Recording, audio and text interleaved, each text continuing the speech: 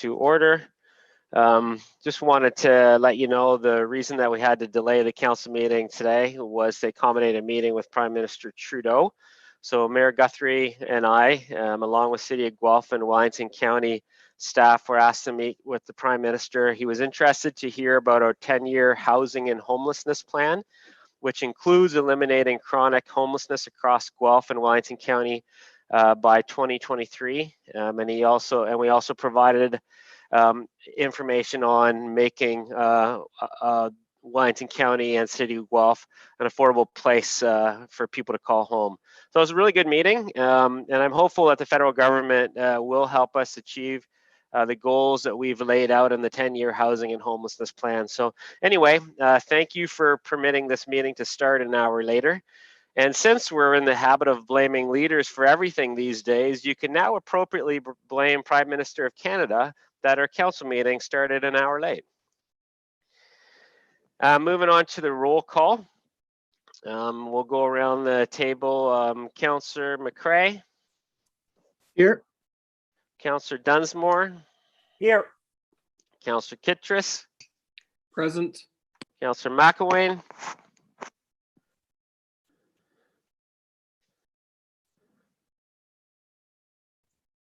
I'm here.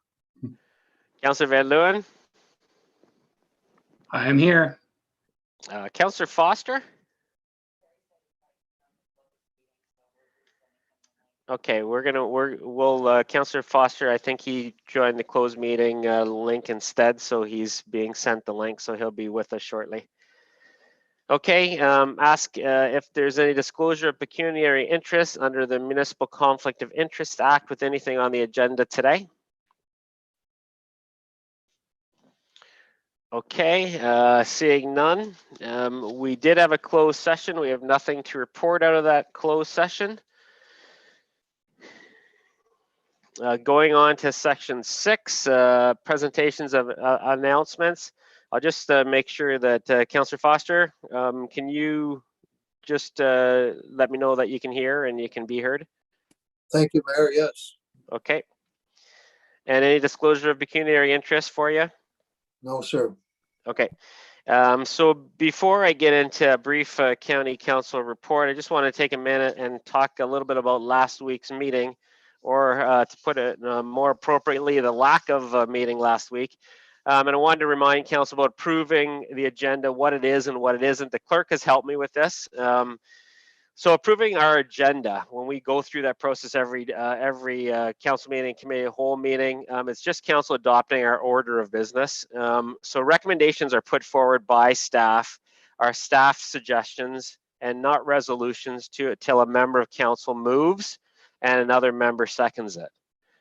So the purpose behind confirming the agenda is to allow council to add a last-minute delegation to speak to an item that's already on the agenda, reorder an agenda to accommodate a member, delegate a staff, or add an addendum that wasn't available at the time of publishing. So that's the purpose of confirming an agenda. So if a council member wants to split part of an agenda and bring forward a multi-part staff recommendation and vote on it separately, it's more appropriate that you do that at the request of at that point, at that time when the report is under consideration. So in short, last week, we could have just passed our agenda, our order of business for the day. And then when the attainable housing item was introduced, then the councillor could only needed to request that that recommendation be split in 2 parts at that point. And then we could have moved on with the business of the day. But once, if we don't have an agenda, we have to adjourn the meeting. So hope this helps in the future. And it helps that we kind of avoid that. As far as county update, I'm not going to spend too much time. I know we have a pretty packed agenda today. Firstly, I wanted to give an update on Ridewell. So Ridewell is the county's rural shared transit program system. So in March, the ridership jumped from 267 a month in February to 393 in March. So lots of new first-time riders. So that's really good news. We're starting to get some real good recognition, and there's starting to be more awareness of this program. and recognition that this is a really innovative rural transit solution. So we're starting to see that ridership go up. Obviously, during COVID, you can only have one rider at a time, so it's not shared. And the intent is once we're through this pandemic, it'll go back to the shared rider system. But that's really good to see those numbers climbing up again. Update on the circular food economy. That's our partnership between the County of Wellington and the City of Guelph. We received $5 million of federal development agency, so FedDev Ontario money, and that's to push ahead on the Circular Opportunity Innovation Launchpad. So it's called COIL for short. Really good opportunity for businesses and other organizations to be part of that circular food economy program, and I'll keep updating council as more projects get unfolded under that new $5 million that was received from the federal government. So that's really good news. A quick update on the county's business retention and expansion new business recovery program. So $200,000 has been approved in the 2021 budget to provide small grants to businesses to support their COVID recovery efforts. And this is going to County Council for approval on Thursday. Maximum grants of $2,000 per business. There's 3 different kinds of granting options. There are 3 different kinds of streams. The first one is business support grant, so website development, design services. The second is safety, supply, and PPE grants, so anything from hand sanitizers to physical distancing costs. Things of that nature. And the third is physical adaptation and technology grants. So patios, pickup windows, outdoor heaters, touchless payment opportunities, online e-commerce, software updates, things like that. So there's a criteria evaluation process that's been put together. And in this area, we're doing it in partnership with Waterloo Wellington Community Futures. They're going to be the ones that are going to evaluate the applications as they come in. And we're looking at that program making some significant impact on some of these small businesses out there that really need some support right now. So that's not in place yet. It's going to council on Thursday. So hopefully that passes council. So that's all I wanted to say from a county perspective. Moving on to councillor committee updates. Councillor Foster. Thank you, Mayor. Centre Wellington Hydro, I want to report that the books were audited and we have a clean audit opinion on our year-end books, which is excellent. One last interesting point, we had roughly about a 10% increase in hydro consumption by residential users, and that's directly related to the pandemic and greater use of home offices and everybody being home. So it's very good news that we have clean audit on the books of Centre Wellington Hydro. I imagine we'll hear more about it at the AGM in perhaps June or July when they come to council. Thank you, Mayor. Councillor Van Leeuwen. Thanks, Mayor. Yeah, I had an opportunity, it was April 7th, I believe, for my very first Healthy Growth Advisory Committee meeting. I had an opportunity to read through all of the documents and get a good start at understanding what the strategic plan is for healthy growth. And I look forward to continue to work on this committee. I don't have a lot to bring forward today. Thanks. Councillor McElwain. Thanks, Mayor. The Heritage Committee, I had my first Heritage Committee meeting this month as well. We talked about a couple of demolitions that are on the agenda today. We discussed the importance of the cultural heritage landscape study that's coming forward and how it's important that we get it forward as soon as possible. And that's about it for now.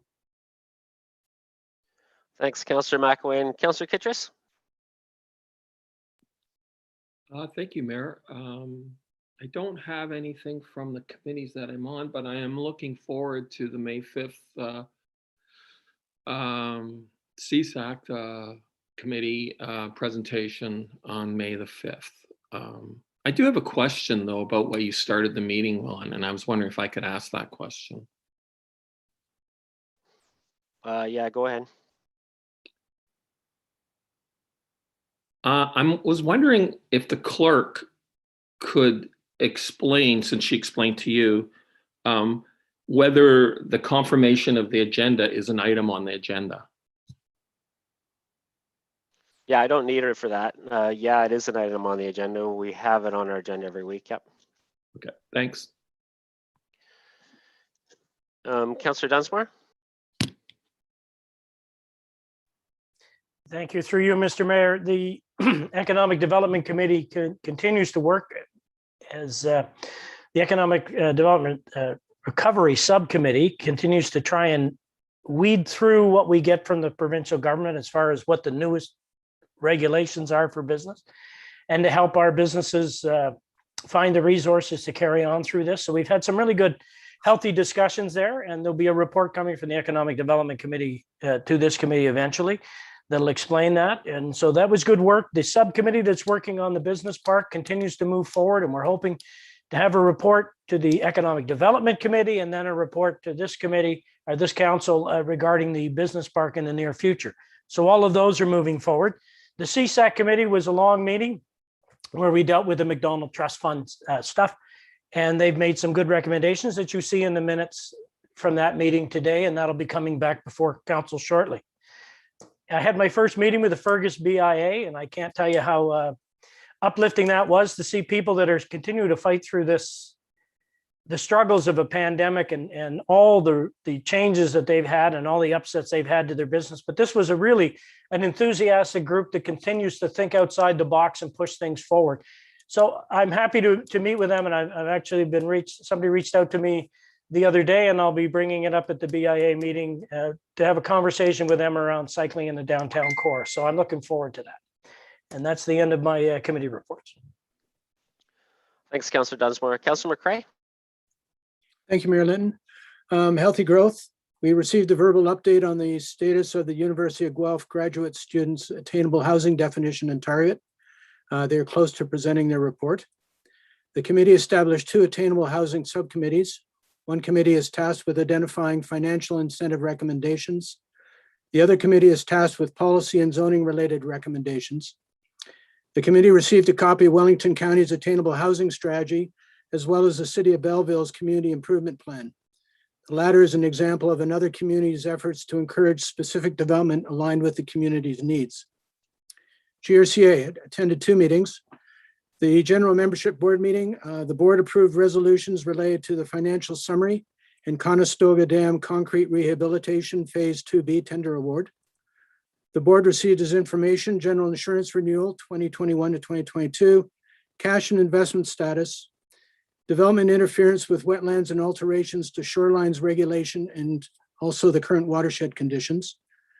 We received a delegation from the Grand Valley Trails Association, who addressed the board regarding trail access in the Alara Gorge Conservation Area. The other meeting was a Source Protection Authority Board. The board approved the Lake Erie Source Protection Committee's submission of its 2020 Grand River Annual Progress Report in supplemental form. Thanks, councillors. It's good to see, even with the lockdown that we have so much still going on at the committee level. So thanks for those updates. Moving on to item 7, the confirmation of the agenda. I'd request that council consider moving item 10.1 and 10.2 to the end of the agenda to make sure that we accommodate the delegations in 10.3 so that they don't have to sit through the entire meeting. So if that's okay, I'll read if that's okay with members of council, I'll read a recommendation for a revised agenda. Any problems with that before I read the recommendation? Okay, so I'll read the recommendation that the Council of the Township of Centre Wellington can confirm the agenda as amended for the meeting held April the 26th, 2021. Have a mover for that, please. Councillor Dunsmore, second by Councillor McCrae. All in favor? And that's carried. Thank you very much, Council. Moving on to confirmation of minutes, we have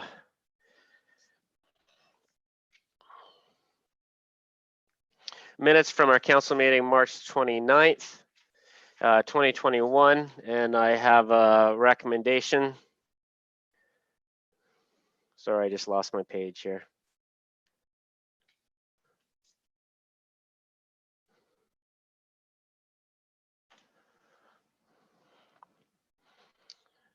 I have a recommendation that the minutes of the council meeting held March 29th, 2021 be adopted as circulated. Can I have a move for that, please? Councillor McCray, second by Councillor Dunsmore. All in favor of those minutes? Opposed? And those minutes are carried. Moving on to no delegations at this point. 10, consideration of reports. And moving that right on to 10.3. And reminder that we'll deal with 10.1 and 10.2 later on in the agenda.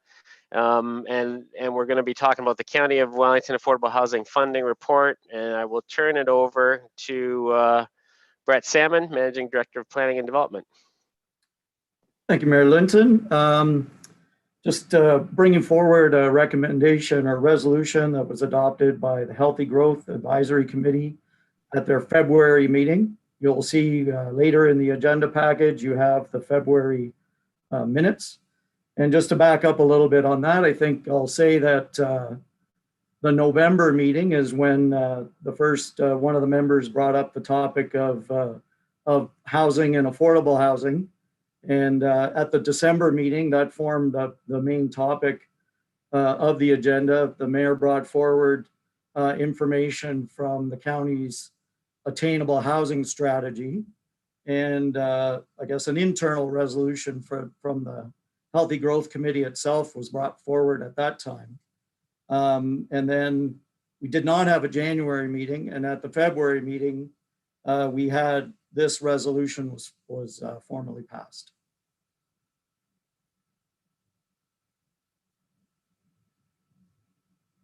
Sorry, Councillor McElwain, do you have a point of order? I suppose it is. I wanted to make a motion at the beginning of this topic, agenda item. Okay, what's your motion? I would like to make a motion that we separate paragraph 4 from paragraphs 1 to 3 on this particular agenda item. And given that last week we didn't have the opportunity to discuss my motion, I want to make my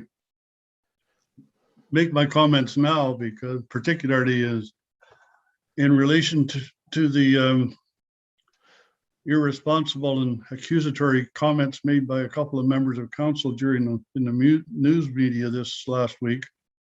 So let me say that in my 8 years as the chair of the Economic Development Committee and 4 years as chair of the Growth Strategy Work Group, my focus has always been on smart, controlled, balanced growth, and that includes affordable housing. And it allows all residents to have affordable options.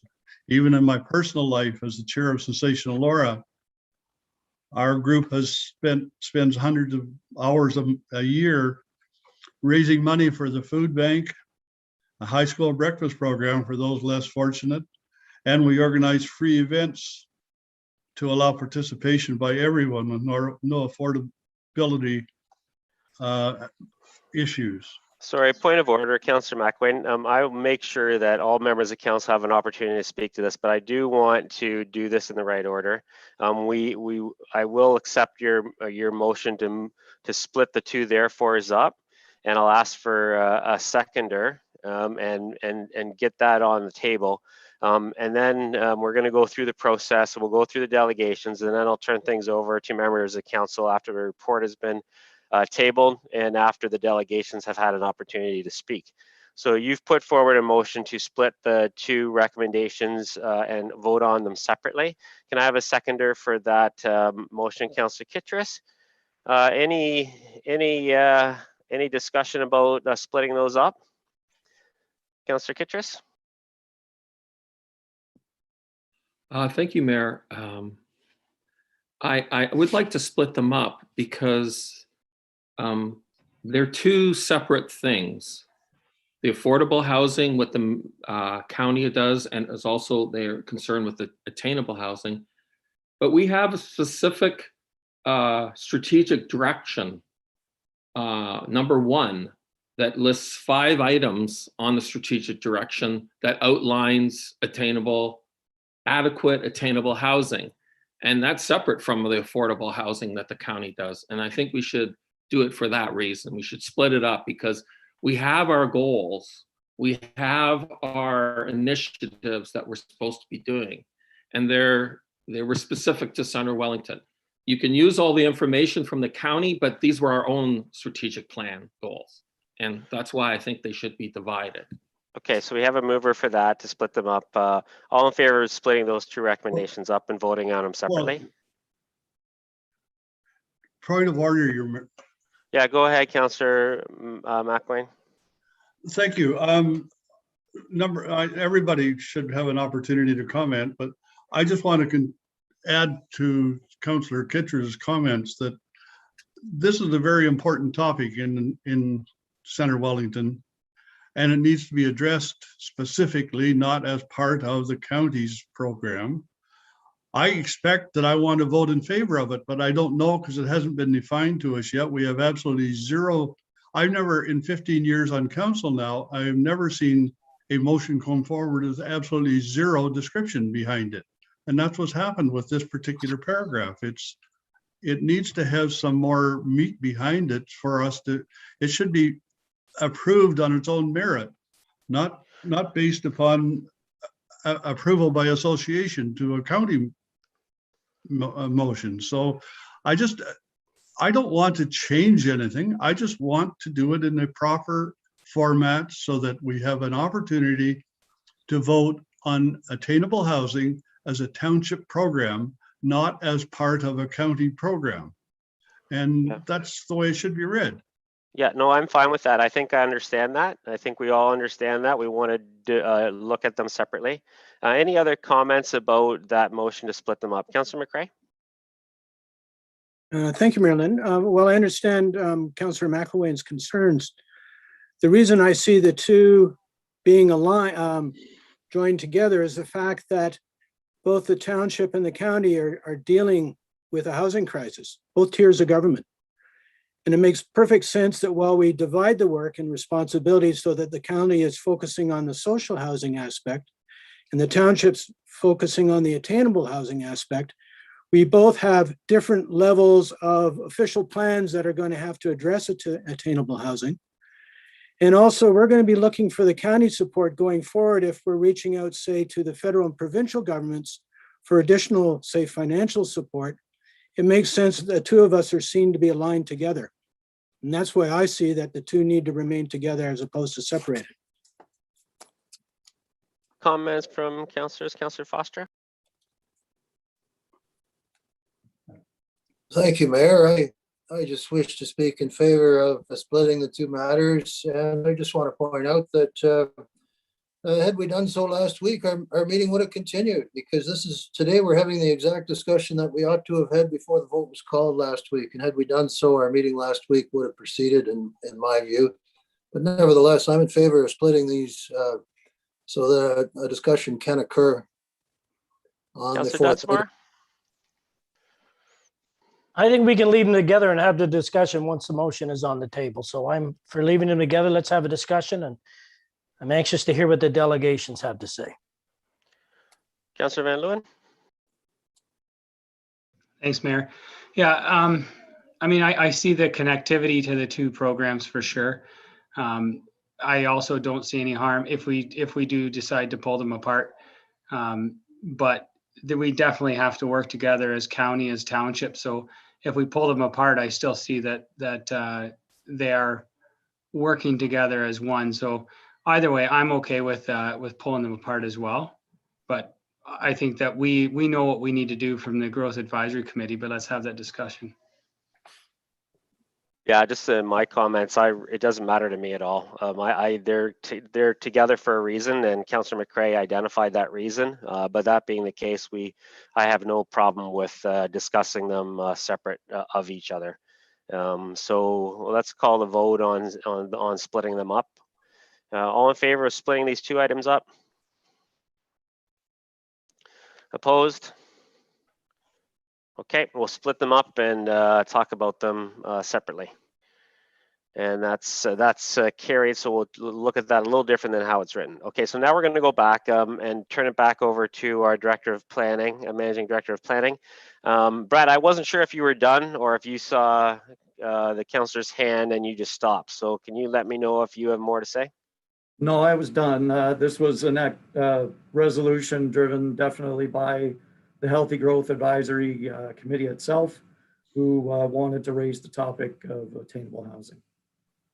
Okay, I was just thanks. trying to point out the history of how we went back starting in December. Yeah, thanks very much, Brad. And I just wanted to follow up a little bit on that because it's come up in our discussion already, and then we'll go on to the delegations. One of the reasons that we included that the Healthy Growth Committee wanted to include a discussion about what the County of Wellington is doing, and the way it's written in there, the way that way, is to make it clear that the scope of the Healthy Growth Committee was on attainable housing, not on affordable housing. So that's why the discussion that was had in the committee, there was a recognition that it was important that the county continue to move ahead on affordable housing and on supportive housing, and that as a committee, we appreciate that and we are in favor of it. And then the second part was recognizing that now as a Healthy Growth, we're going to focus our attention on attainable housing. So that's the reason why those two components were pulled together in one recommendation. There was a little bit of thought behind it. So that being said, I will invite our delegations. The first delegation that we have is Teresa Gregg, a resident. And at this point, I'll call on Teresa Gregg. We'll have 10 minutes to do your presentation. You don't have to take the full time, but you can take the full time. And we won't allow for any questions at the end of every delegation. We'll save the questions for the end. So Teresa, welcome. Hi, Mayor Linton, councillors and staff. I'm here out of concern over the function of the Healthy Growth Committee and its role in addressing the shortage of attainable housing in Centre Wellington by way of recommendations to council. My name is Teresa Gregg. I commonly go by Terry. Maddie Smith is my daughter. As you may know, she sat on the Healthy Growth Committee until she needed to move. She relocated to Wellington North because she was unable to find housing within her budget in Centre Wellington. Maddie is employed as an outreach worker supporting marginalized community members.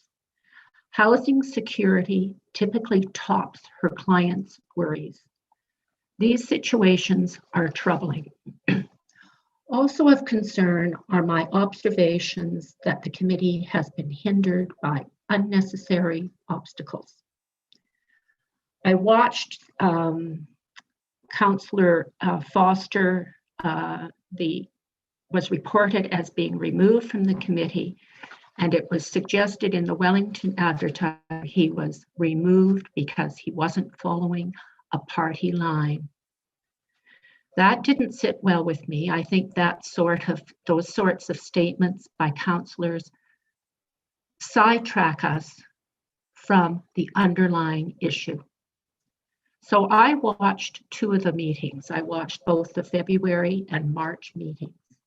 And it was my observation that Councillor Foster simply was not on the same page as the committee's citizen members. He also monopolized the conversation. Then this past Monday, I witnessed the failure of the committee as a whole to approve its agenda. And just now I'm watching a new commentary. It was reported in both the Wellington Advertiser and the Guelph Today that some councillors would not have voted for the attainable housing motion. And then some said they might. And there was a switch between the two articles. That is of concern to me. This is a citizens advisory committee. Any attempts to silence it are tantamount to silencing a resident. And this brings me here today. My ask is that you pass that agenda item to have the committee work on the issue of attainable housing in Centre Wellington. The need for attainable housing is undeniable. There are rarely what we think of as starter homes on the market. Last month, there was an instance of a home listed at $460,000. It was shown over 70 times and received 18 offers over a single weekend. In terms of rental accommodation, there are repeated incidents of residents reaching out over social media in hopes of a word-of-mouth referral. As Centre Wellington grows, we will maintain our small town feel by creating inclusionary neighborhoods which nurture a sense of community. By way of example, I'd like to describe my own neighborhood. I live on Union Street East in Fergus. It's an interesting old street. There's a mixture of century and mid-century homes in a variety of sizes and at varying values. My home near Thistle Street is a stone throw from rent geared to income apartments at Ferrier Court. I'm only a couple of blocks from condominium apartments geared to seniors and from a number of low-rise apartment buildings. Confederation Park affords a nearby green space. It would be rare to go for a walk and not say hello or nod to someone you didn't know. My neighborhood is inclusionary and maintains its sense of community. There is simply no reason to fear attainable housing in older neighborhoods, newer neighborhoods, or new developments. I believe everyone should have housing security, and council can impact the availability of attainable housing.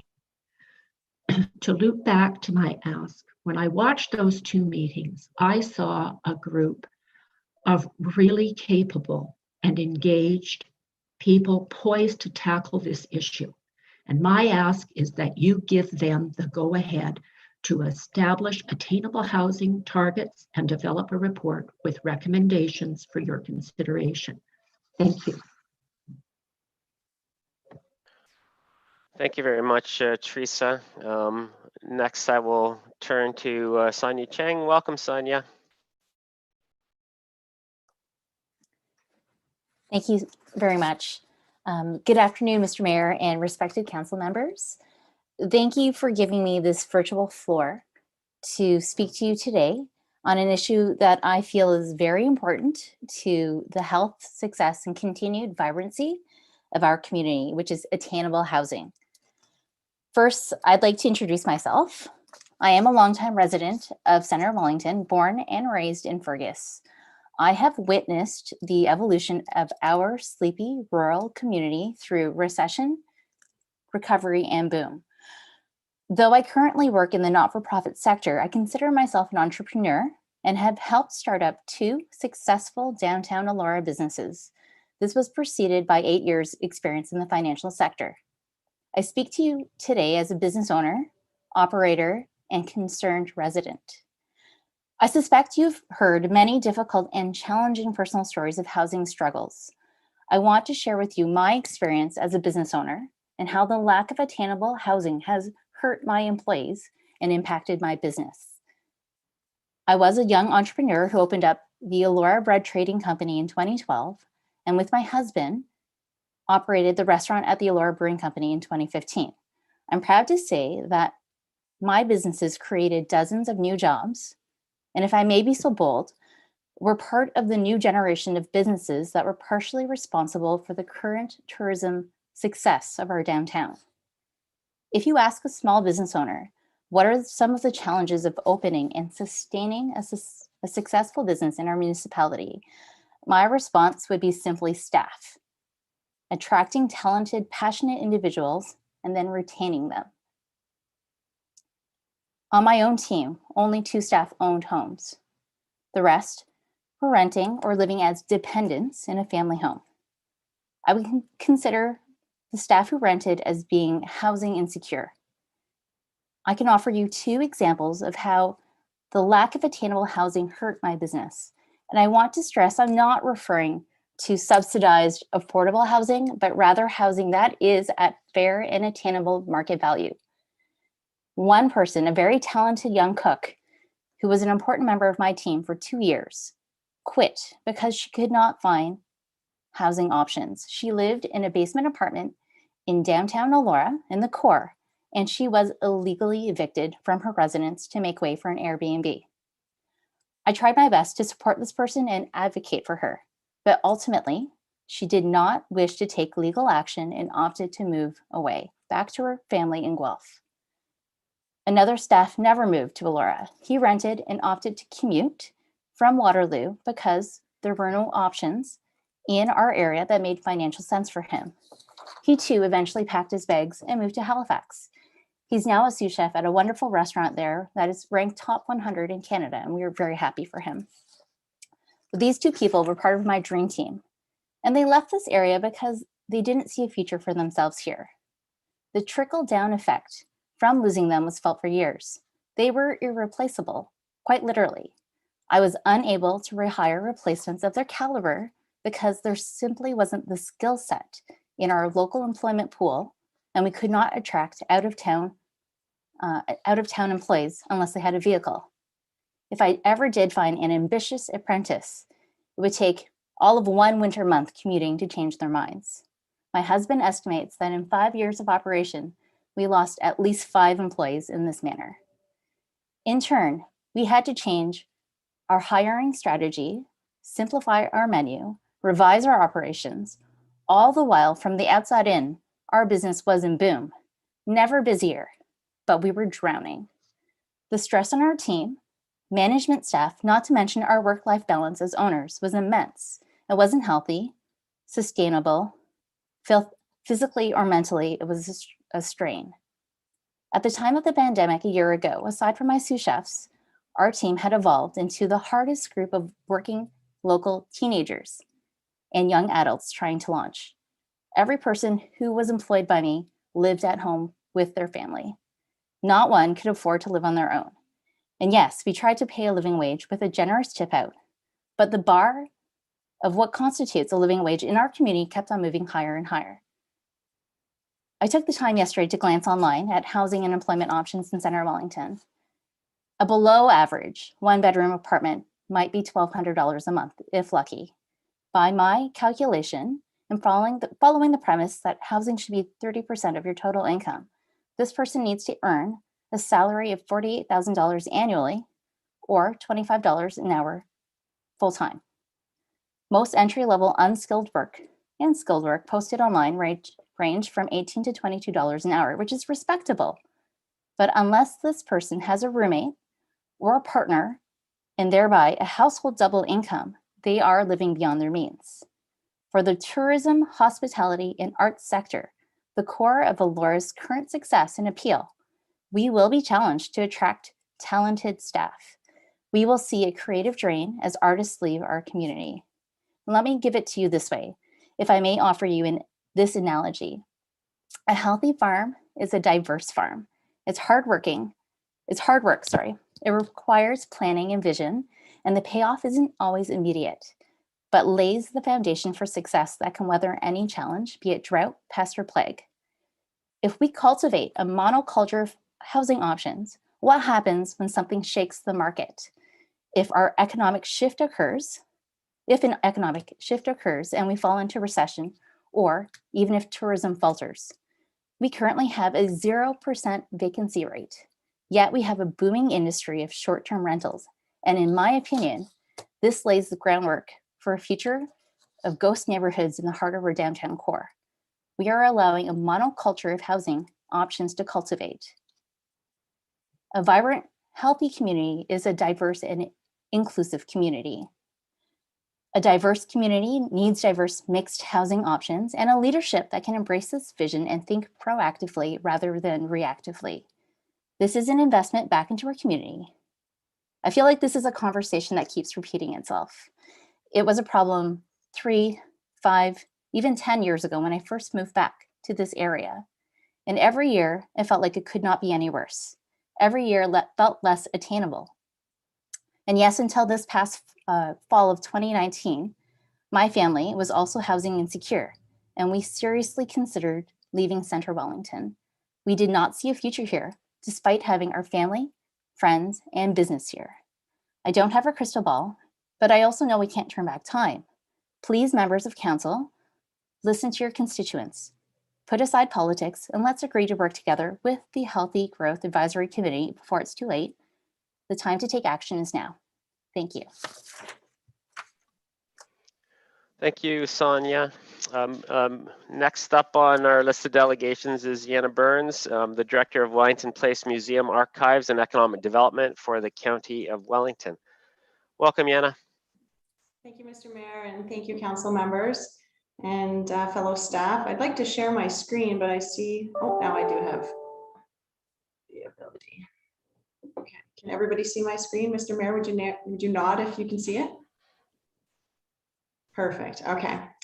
So thank you for having me here, and we're talking about a subject that's really important to us at the county. We've never seen house ownership or rentals as expensive nor as low in supply as today. I think now is the time to be innovative, and I want to share with you what we're doing at the county and how the work in Centre Wellington is really in line with the county directive. So first, I want to distinguish between affordable versus attainable. And when I refer to affordable, or when the county's talking about affordable, it's about county operated below market price housing. So subsidized by the provincial federal government, and again, owned and run by the county, where specifically we're targeting mid to low income families. So examples in the community include Ferguson Place and Webster Place, and then most recently the builds in Palmerston and Mount Forest. On the other side, when we refer to attainable housing, we're talking about any type of housing. It could be an owned condo unit or a nonprofit run rental unit, whatever the size, the type. We're talking about housing that's affordable, such that the folks who live there aren't paying more than 30% of their income on housing costs. And with attainable, it's often subject to public intervention at the time of either construction or purchase. So let's look at our housing reality in Wellington County, or in Centre Wellington specifically. So there's a lot of things happening around us that affect our housing situation today. The GTA has been growing by the size of the city of Guelph every year. The Greenbelt expansion and its results affects us. Kitchener-Waterloo is also exuding pressure on our direction. And most recently, the COVID-19 pandemic has completely disrupted the market and reversed a decades-long shift in demand for housing from urban to semi-rural. Interest rates are low. Some people have stored cash. They're building when they can't find a home. We drive past for sale signs, and a day later, there's a bidding war. I was talking to a realtor last week in Centre Wellington, and in the last 8 months, he's been selling homes at $200,000 above asking. We have an extremely tight inventory. For folks that have lived here for a long time, they might not be as concerned, but for those of us working in economic development, working with our businesses, trying to attract labor to help them deal with normal succession or normal growth, it's a really dire situation. Our home prices and building types are completely pricing out young families, single professionals. Sonia had just mentioned the type of people, and we're seeing the exact same. We need people to live here to work in our businesses. So yeah, the average list price in a home in Centre Wellington in March of last year was $615,000. And clearly you can see year over year prices have been rising. Today, the average house price is $819,000, where one would need at least $150,000 in household income to be able to afford that home. On the rental side, the average rental price in Centre Wellington today is $2,260 a month. Again, the required household income would be over $90,000. So a healthy vacancy rate in a community is 3%, and right now we're seeing less than 1%. The other problem that we have is that a lot of property owners are seeing the opportunity, and if they have a rental, they're selling that rental and again, displacing the renters, further decreasing our rental supply. On the development side in Wellington County, we've been consistently seeing 400 to 600 new homes each year. Construction values are very high, so we're seeing more larger homes and less smaller units, which means less affordable options, which means less available for the average wage we offer. That affects our economy and changes the shape of our community. So conversations with our builders showed us that it just makes sense to keep building single-family detached homes starting at 500,000. But again, all our economic development efforts are for naught if the young families and professionals that we're trying to attract here don't have anywhere to live. So in 2019, the county undertook an attainable housing strategy, and we did a public survey as part of the strategy. And I wanted to share you one slide that asked the community, given your income, what is an attainable purchase price? And here you can see that 90% of the residents said they couldn't, that responded to the survey, said they couldn't afford to purchase a home in Centre Wellington today. And today was in 2019, where, as you saw, home prices were considerably lower. So real estate costs are rising. We have a very low vacancy rate, and we have a lack of rental stock. We have workers looking for people that can't afford to live here, and it's in our ratepayers' interest to help our businesses find employees. So while this situation could be left to the market, there is a significant underlying risk attached to this course of action. So what can we do? So municipal intervention can include a variety of policy changes and financial incentives that'll help create more units at attainable prices. So in our strategy, we talk to developers, and we want to further those conversations and have more of them because we want to better understand the process. We understand that land costs are extremely high in Wellington County, that it is difficult to find financing, that there are certain regulations and restrictions that impede the type of housing that we're saying that we need. We also want to ensure that our planning documents support our attainable housing objectives, and we want to ultimately approve or prove the business case and insist that builders provide a range of housing options in particular locations that best suit our community. So when we did this strategy, prior to its completion, I presented it to the Healthy Growth and Advisory Committee, and I want to praise that committee and their commitment to supporting the type of development that a healthy community needs. And I think it's great that we're working on a parallel path towards the same objective. And I'll get now into the recommendations that the strategy ultimately came up with. And as I mentioned, it is a project that is of great priority for council. And there were three different categories. So policy recommendations, financial, and then county specific innovative projects that we can tackle.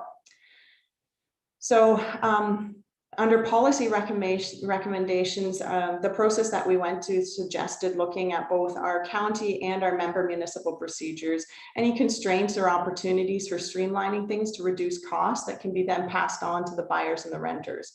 We want to make sure that we have policies that encourage developers to respond to our housing issue by implementing a diverse range of housing options and typologies, not just what the community might expect attainable to look like. We want to work with our municipalities and our school boards and other property owners of appropriate sites to develop the types of units we need. And we've already strengthened the language in our planning documents around secondary suites, and are looking at other suggestions as well, not permitting single family detached on serviced land or reducing minimum floor area requirements, but in general, just working closer with local zoning bylaws. And so I mentioned when we interviewed the building community that we heard about the challenges that they go through. So to encourage diversity in both the architecture and the built form, and making sure that these units conscientiously integrate into our communities, we're going to be looking at a dedicated section within our community improvement plan on attainable housing incentives, and perhaps looking at stretching them beyond just the urban centers, because it's not just our downtowns that have the supply challenge. And then the last section is dedicated to county initiatives, such as establishing a community land trust, where there would be individual ownership of the units, but communal access to green space and common areas, where a group, it might be municipal, it might be a mix with nonprofit, would be responsible for coordinating the development and the long-term operation of the sites. And other suggestions where, again, the county will be working as a facilitator in this realm.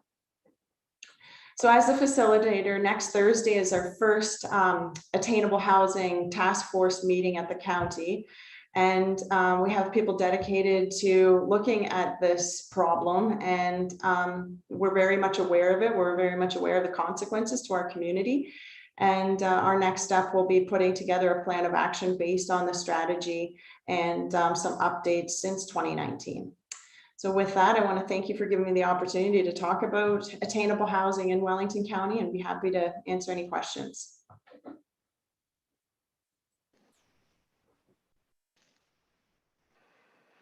Thanks very much, Jana, for bringing us up to speed on what the county's doing in regards to this. Moving on to our next delegate, Don Fisher, the chair of the Healthy Growth Advisory Committee. Welcome, Don. Thank you, Mr. Mayor. Thank you, members of council, for giving me the opportunity to update you on the activities of the Healthy Growth Advisory Committee and our plan going forward. A lot of what I was going to say has already been touched on by the delegates, but I'll proceed anyway. A little bit of background, primarily for anybody that might be listening. The Healthy Growth Advisory Committee is a new advisory committee to this township, established for this term of council. Its membership is mandated to include representation from the Heritage Advisory Committee, Community Services Advisory Committee, and the Economic Development Committee. The 5 citizen members of the committee bring a variety of, we think, very relevant skills and experience and backgrounds to the issue. We have a former chair of the Heritage Advisory Committee and a current member of the Committee of Adjustment. We have a representative of the builder and development community in Centre Wellington. We have a prominent environmental advocate. We have a former municipal planning and development lawyer, and we have an architect and consultant to the development industry. We also have the benefit of 2 council reps, one from Fergus and one from Elora, as well as the mayor sitting in on our meetings. So again, as has already been alluded to, COVID impacted our deliberations as it did everything else. When we reconvened, we lost most of 2020. When we reconvened at the end of 2020, we made the strategic decision to focus on one particular issue. The hope is to get concrete recommendations to council in a timely fashion, so the council has time to fulsomely debate any of those recommendations. And so we had to narrow the scope of our discussions and our process going forward. So we picked, no surprise, the issue of attainable housing for many of the reasons that you've already heard. Clearly, it's important, I think, for the municipality to align itself with policy and direction and initiatives from senior governments, and certainly the provincial government has made it very clear it's a high priority for them to push affordable housing in terms of price and the construction of more of it. The county, as you've just heard in great detail, places a high priority on attainable housing as well. And it's a very good thing for a local municipality to be aligned with the priorities and directives of senior governments in the planning and development realm. Again, also, why did we pick attainable housing? Well, you heard all about it. The state of the local real estate market almost makes it imperative that we see if we can do something to alleviate the problem. We heard the same kinds of stories, lived experience, issues that you've heard here today very eloquently. And we definitely felt an obligation to do, as a municipality, to do what we can to respond to that. And in terms of experience as well, the developers and builders, again, as Jana alluded to, on our committee, certainly made a very clear point that there are certain things that the municipality does, knowingly or unknowingly, in terms of its policies, its regulations, its fees and charges, its procedures that constitute, in effect, barriers to the construction of all types of housing at an affordable price point. And that's the conclusion that we've come to, and we're going to be moving forward on, is that this is essentially an issue of supply. And what can we do as a municipality to encourage and enable the private sector to produce more of the various types of housing that we require at an affordable or a more affordable price point? That's the focus. And ultimately, it's a good thing for us to do, because unlike many other issues that are broader socially and in scope, there's actually things that a local municipality can do in this area to hopefully have a positive impact in terms of reducing prices and increasing supply. A lot of these barriers are imposed by municipalities, which means, of course, they can be amended or changed or removed by municipalities. So we're not wasting our time focusing on this, and that will be the thrust of our recommendations. Our plan going forward at this point, I think Councillor McCrae alluded to it. We have a meeting coming up in May where we're going to be looking at some very detailed and specific research that is specific to the situation in Centre Wellington, as opposed to being countywide. And that will help us formulate, we think, very workable definition of attainable housing in the Centre Wellington context. And it will also give us assistance in formulating measurable targets and metrics to see whether or not what we're doing is going to have a positive impact. We look forward to bringing a recommendation on that to Council very quickly. And I think that goes with our basic plan, which is to develop a number of recommendations in the areas that have been talked about, and bring them as we come, bring them as they come, bring them as we develop them, rather than waiting until the very end and dropping a massive package of recommendations on Council and on the public late in the day. We're very cognizant of the fact that our mandate runs until the end of the term of this Council, and that is December 1st, 2022. Seems like a long time, but when you think about it, it's not. It's going to take us time to go through all the various issues and come up with concrete, discrete recommendations. It's going to take time then for Council to evaluate those recommendations and make a decision, seek public input, as I'm sure they will, and come to some kind of decision as to whether or not to move forward on them. And it's going to take more time because by definition, a lot of those recommendations will involve things like zone changes, official plan amendments, amendments to the development charges bylaw, all of which have their own processes to put in place, all of which take some time. And the goal is, of course, to have as much as we can in place, implemented by the end of this term. So there is a sense of urgency. And in accordance with that, as I think Councillor McCrae alluded to, we have divided ourselves into two working subcommittees, one of which will deal with the policy aspects of this issue. So looking at zoning regs, regulations, looking at official plan policies, looking at potential licensing or regulation of short-term vacation rentals, looking at approval processes, application processes for planning applications, and enhancements of our own CIP, which is essential in order to deal with any potential incentives.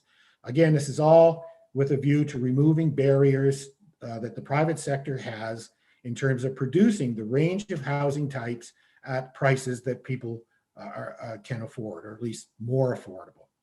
And the other subcommittee is going to be working on the financial aspects of this. The township obviously charges fees, permit fees, application fees, development charges. We take dedications. All of those are upfront costs to builders and to developers. All of those ultimately get baked back into the ultimate price of the product, which is the housing that's constructed. So the argument to us is the housing that's constructed is more expensive, more costly than it absolutely needs to be, because the costs of all these township policies and fees and charges are embedded in the cost of it. So anything that we can do to mitigate those lower those or perhaps even remove those, we're going to look at doing. And then the flip side of that, removing barriers, is more positive. We're looking at potentially giving incentives, again, to the private sector to encourage the construction of the housing. The great conundrum that we face is there's an awful lot of growth, an awful lot of development, an awful lot of construction going on in Centre Wellington, but very little of it appears to be what we really need for a large number of our residents. And we want to change that balance and change that scenario. So I think other than that, I'd just be repeating, I think, what you've already heard. So I'll leave it at that and happy to take questions. Thank you very much. Thanks very much, Don. Good overview of the work of the committee. Moving on to our last delegation, Elizabeth Carla. Welcome, Elizabeth.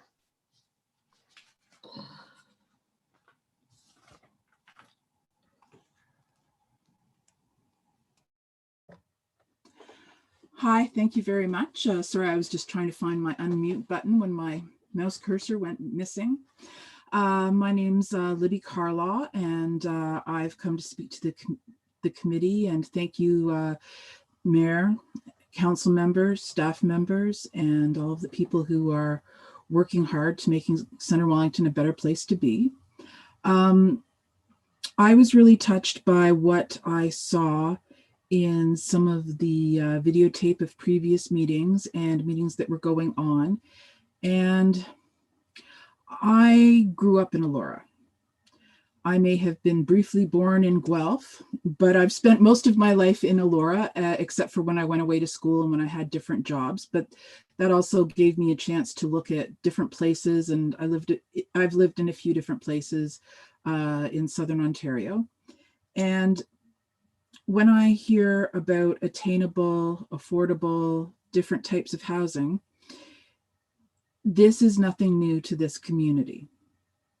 What is new is actually having people take the time and make the effort, and it being seen by those in power as time and effort as a worthwhile way to spend that, to creating places for people to live. I'm housing insecure. I'm very lucky in that I live with a relative, but if I didn't, I would not be able to live or work in Centre Wellington. I came back in 2007, so I came back just before things were starting to boom again. But I've lived through several recessions, and I've seen lots of changes for good and for bad that have happened in the town, and mostly things happen according to what the finances are and what people's interests are at the time. And right now, we're in the middle of a pandemic, and people want to have a home, and they want to dig in, and they want to have a safe place, and they want to have that safe place where it's pretty, there's outdoors, and a nice environment that they can spread out and share that with their family. And excuse me, and that's a wonderful thing to be able to do that. But it also is a wonderful thing to be able to be in the community that you want to be in.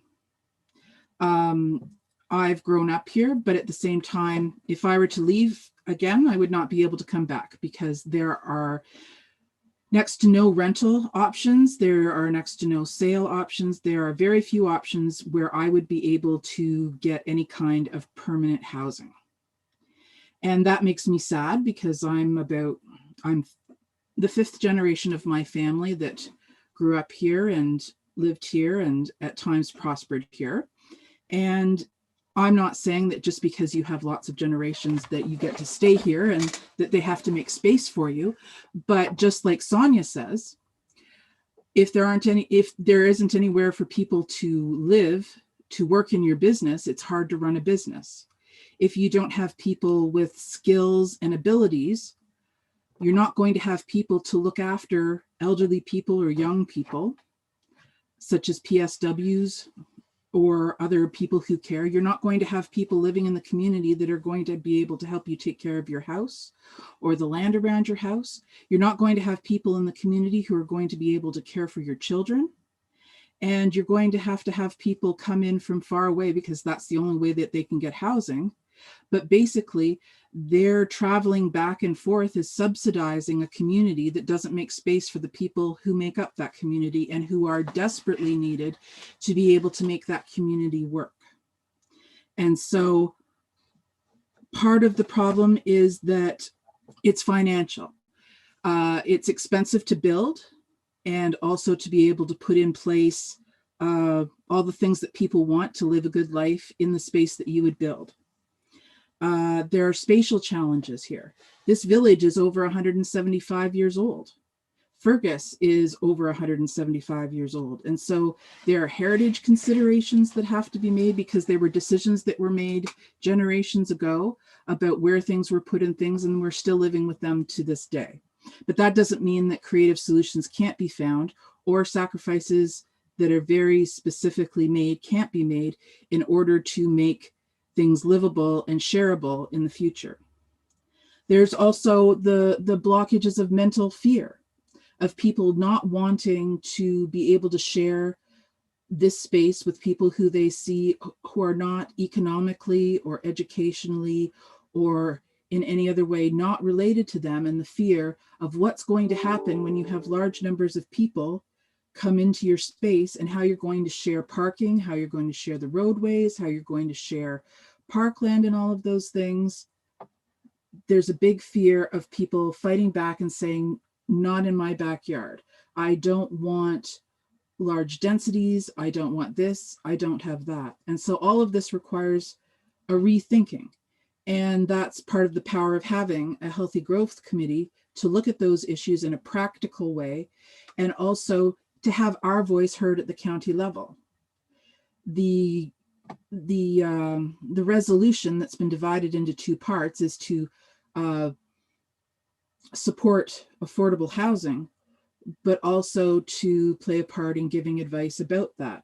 And I don't think that it's wise to let those opportunities go, because lower levels of government, like municipal levels of government, have every right to influence things at higher levels, because that's where things happen, the back and forth, but also part of the representation of a smaller community or a smaller level is to go and speak to higher levels of government or different levels of government to make sure that their voices are heard for what needs to be done. And to let that go is not necessarily responsible, but it's problematic. And it may be to save consequences later, or to protect others from being overwhelmed by opposition and other things. But there's nothing wrong with one level of government saying what they want or what they need to another level of government.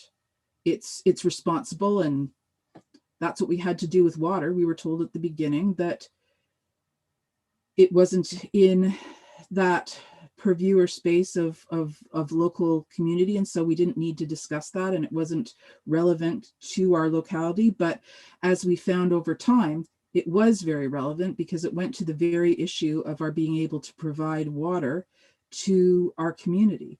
And so sometimes what seems like an irrelevant issue actually becomes part of a core issue when things are looked at more closely and when more people and attention are put upon it.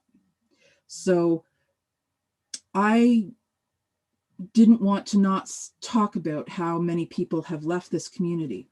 I'm not going to single out anyone, but lots of people have left because jobs are lost and there's no other option for people to find housing, because there aren't spaces, or there are not a selection of levels of housing or types of housing at the market level to be able to stay in town. And so they have to move far away. People move away because there wasn't anywhere for them to grow or develop, because there weren't the type of jobs, or there wasn't the space.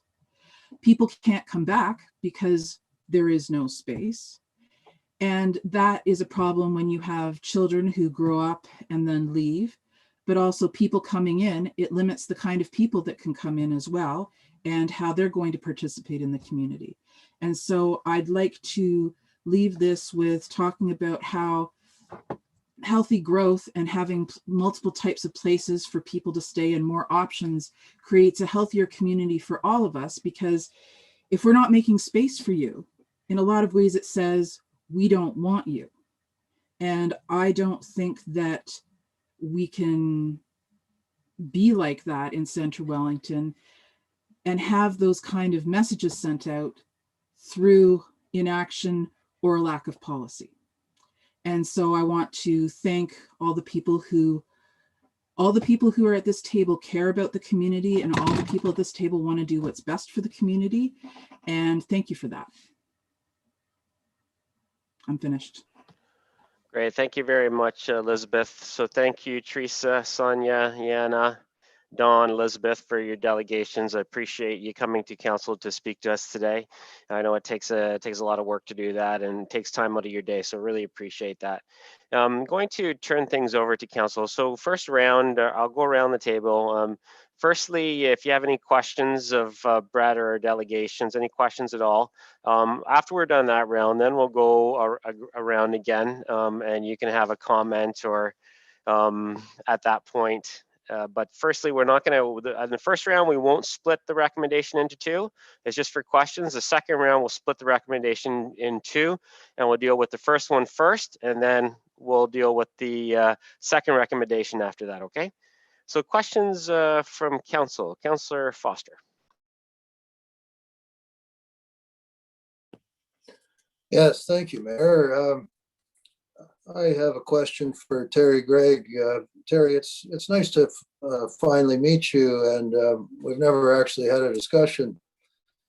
And yet, I think it's pretty well known that you're a pretty strong supporter of Mayor Linton.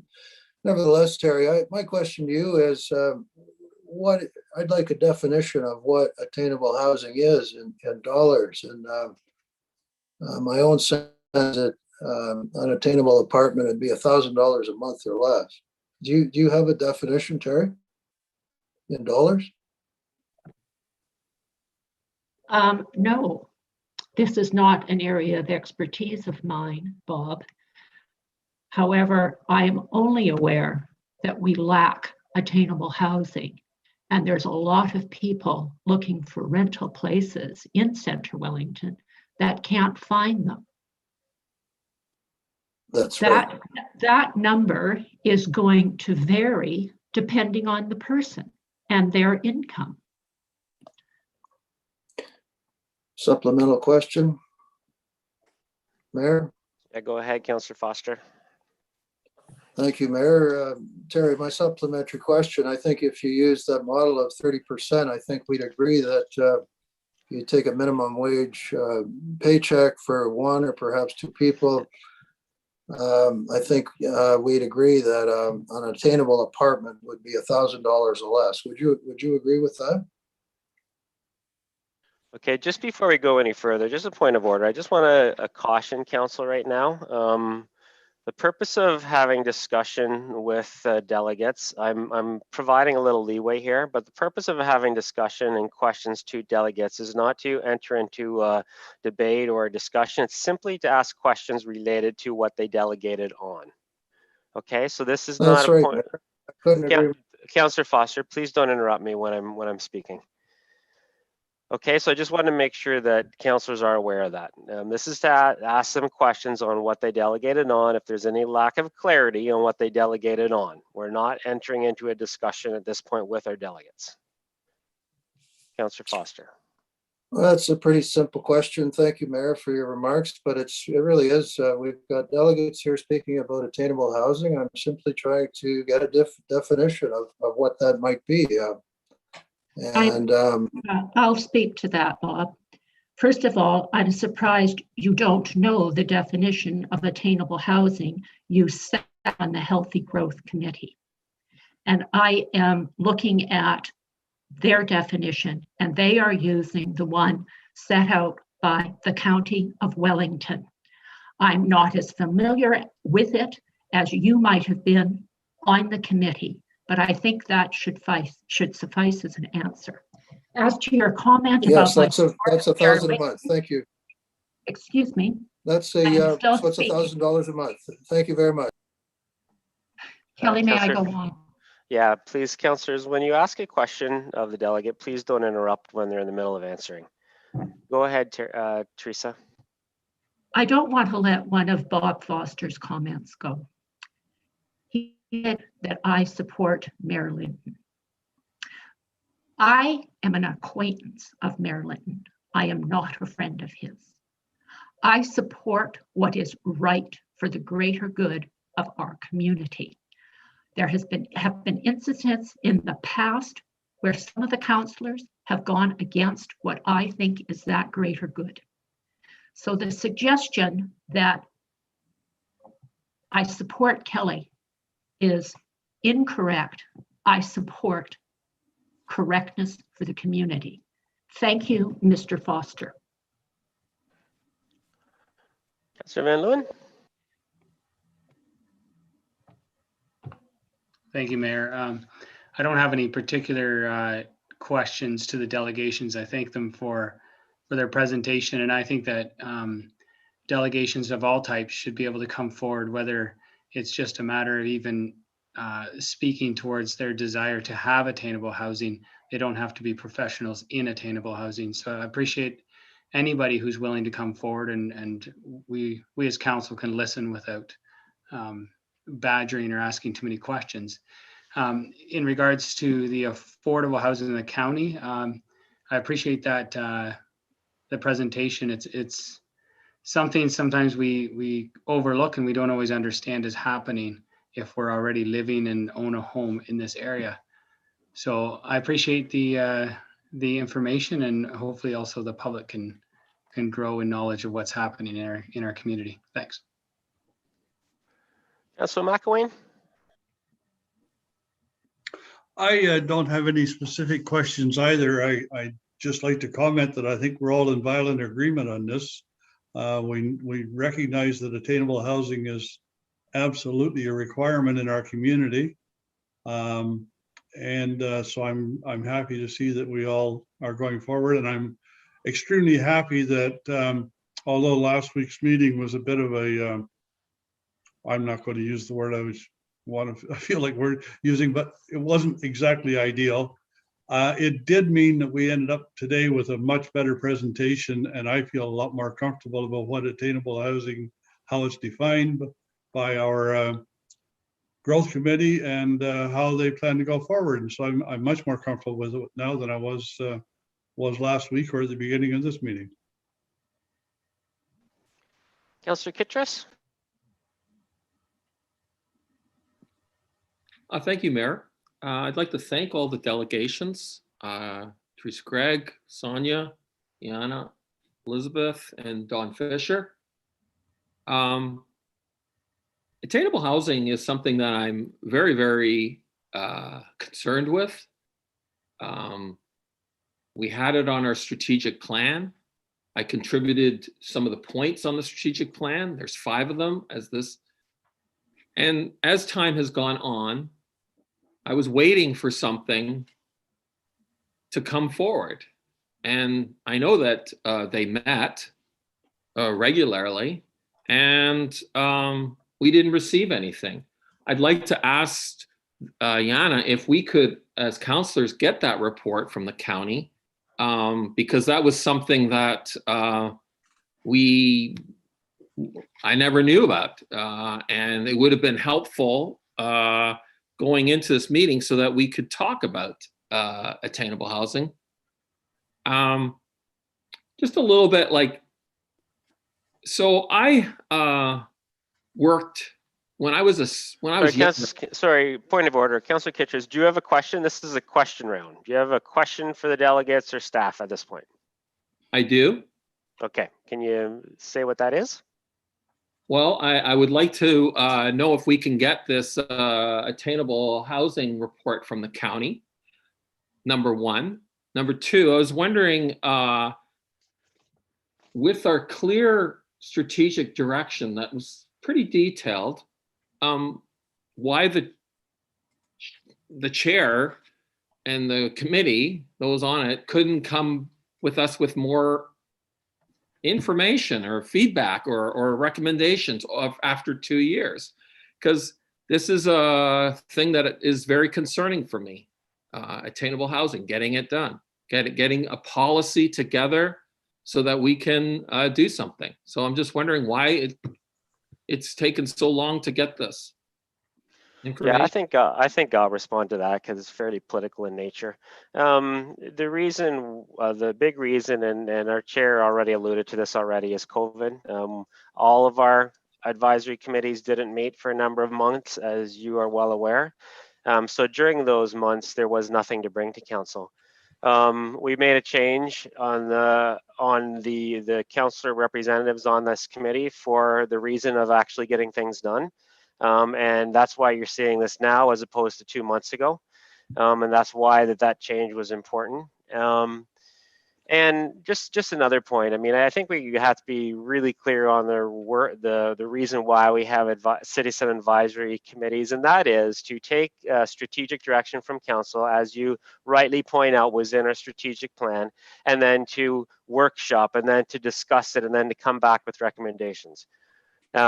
We're at that point where we want to move ahead with recommendations, and as has been mentioned several times already, every single recommendation will come back to council. So I'm ready to roll up my sleeve. I'm hoping that the rest of the council is ready to roll up their sleeves and actually get something done on here, because I definitely know the committee is, and they're getting frustrated with not being able to move ahead on something, and that's where we all want to be. So I think it's a lot more productive for us to talk about what we're going to do than to talk too much about why we haven't seen anything to this date. We have some real good momentum now, and I hope that all councillors can be part of the solution moving forward.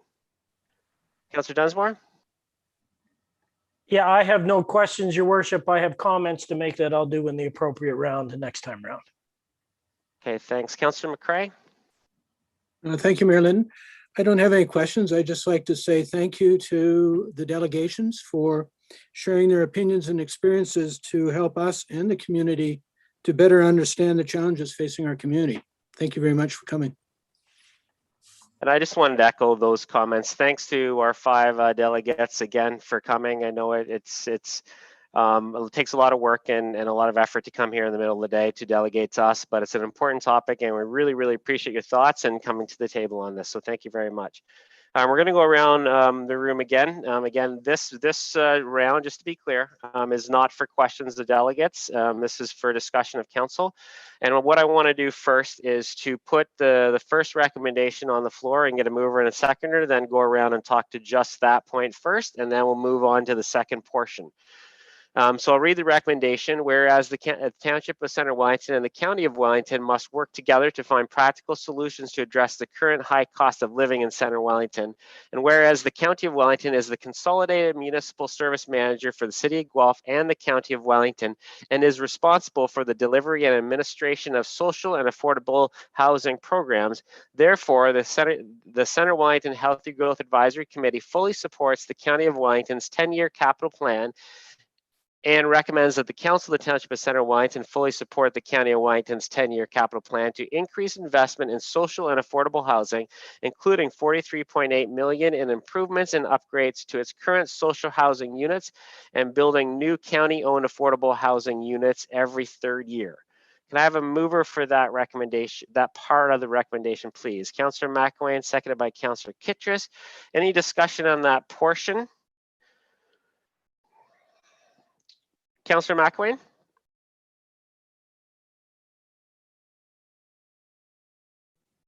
Thank you, Mayor. I just curious, is part of the plan identified where the new units are going to be built, and are we going to have another large unit in Centre Wellington, for instance, or is that still up in the air? Yeah, that's a very good question, Councillor McElwain. That's the purpose. I know Jana was talking about that project team that's getting established. That's what that project team is going to be talking about where potentially a pilot could be within the county. So that's the direction that we're going to take on that side. So no, at this point, no decision has been made. There'll be significant amount of consultation and discussion with that. Other questions, Councillor Foster? Thank you, Mayor. Generally, I want to speak in favor of these 3 items. I think they're very important things, and I fully support them.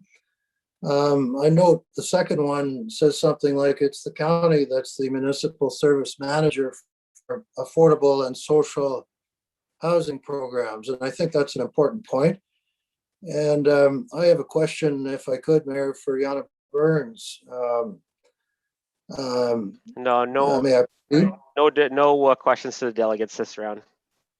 Procedurally. Well, she's a staff member of this county, and She's not here. She agreed to delegate. She isn't here to answer questions. okay. Well, let me ask the question of our CIO then, if I may. Is that permissible? Is that permissible, Mayor? Ask your question, and either I can handle it or the CIO can handle it. Well, here we are. These three items are very important, and I agree with them. And the second one speaks to the fact that it's the county that's the municipal service manager for affordable and social housing programs. And we're talking about 3 or 4 kinds of housing here. I've already spoken about how there isn't really a clear definition of attainable housing. My personal view is that it's $1,000 a month or less, because that's 30% of a minimum wage job, or for a young couple earning a lower wage. I guess my concern, Mayor, is one of overlapping mandates. And we're stating in item 2 here, which we all well know, that a county who is the municipal service manager for social housing. And I want to be, I guess my question is how do we ensure that as a township, we're not overlapping our mandate with the county? Yeah, and I mean, and that's a good question, and that's the whole reason why we have 2 recommendations that have now been split in half. The second whereas statement is just a statement of fact. It just is. It's not directional. It just is. The province has established County of Wellington as the consolidated municipal service manager for both the city and the county when it comes to delivering and administering social and affordable housing programs. That's just the fact.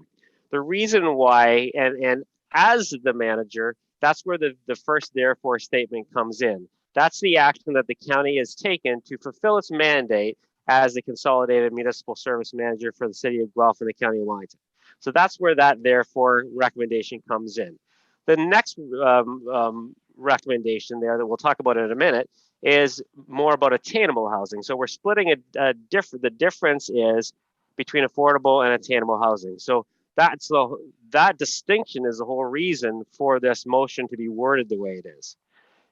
So there's nothing else to talk about it. They were the top 2 whereases are just statements of fact. So I don't know what else we have to talk about related to that. If you want to, yeah, Andy. Just through you, Mayor Linton. It is quite clear, Councillor Foster, that through all the provincial legislation in trying to encourage attainable and affordable housing, is that the encouragement is for the upper and lower levels of government to work together in order to support their communities. And so that is why we will be working with the county, even though it's their mandate. We are the local representative and know our community to the best. And so we're going to be jointly working in our strong relationship and partnership with the county to make sure that it is a fit for Centre Wellington. And I just wanted to add, I mean, that's the whole reason that we had Jana here. That's the whole reason we had Jana speak to the Healthy Growth Advisory Committee, is because we recognize that we don't want to step in on each other's toes and we want to make sure we're working together. That's the whole reason why we wanted to, as a municipal council, say that we appreciate and we approve what the county is doing in affordable and supportive housing. It's to make sure that we're working along this together. That's why that Jana is giving us information about what the county is doing with the working group on the Wellington County-wide affordable housing side of things. So we've built those touch points together just so that we can work in concert with each other. And as far as the Wellington County's attainable housing strategy, I've talked about it in my county updates. It's available on the website. It's very easy to find. Just Google Wellington County attainable housing. You'll find it right away if you haven't had it already. Everything's all publicly available. Councillor Van Leeuwen? No, I have no questions at this point. Councillor McElwain? I have no further questions. Councillor Kittrus? Thank you, Mayor.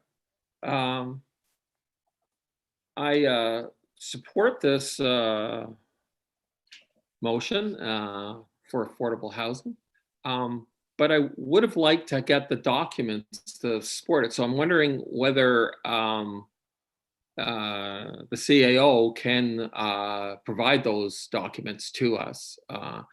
I don't see when we're voting on an item why we should be looking for the information separately. Like, it was new to me. I'm very grateful that Jana came and she explained the county's position on affordable housing and also what attainable housing was. That was very informative. But I would like to see the document, and I was wondering if we could get that in the future. Yeah, we'll make sure that our clerk sends a link to that publicly available document. Councillor Dunsmore?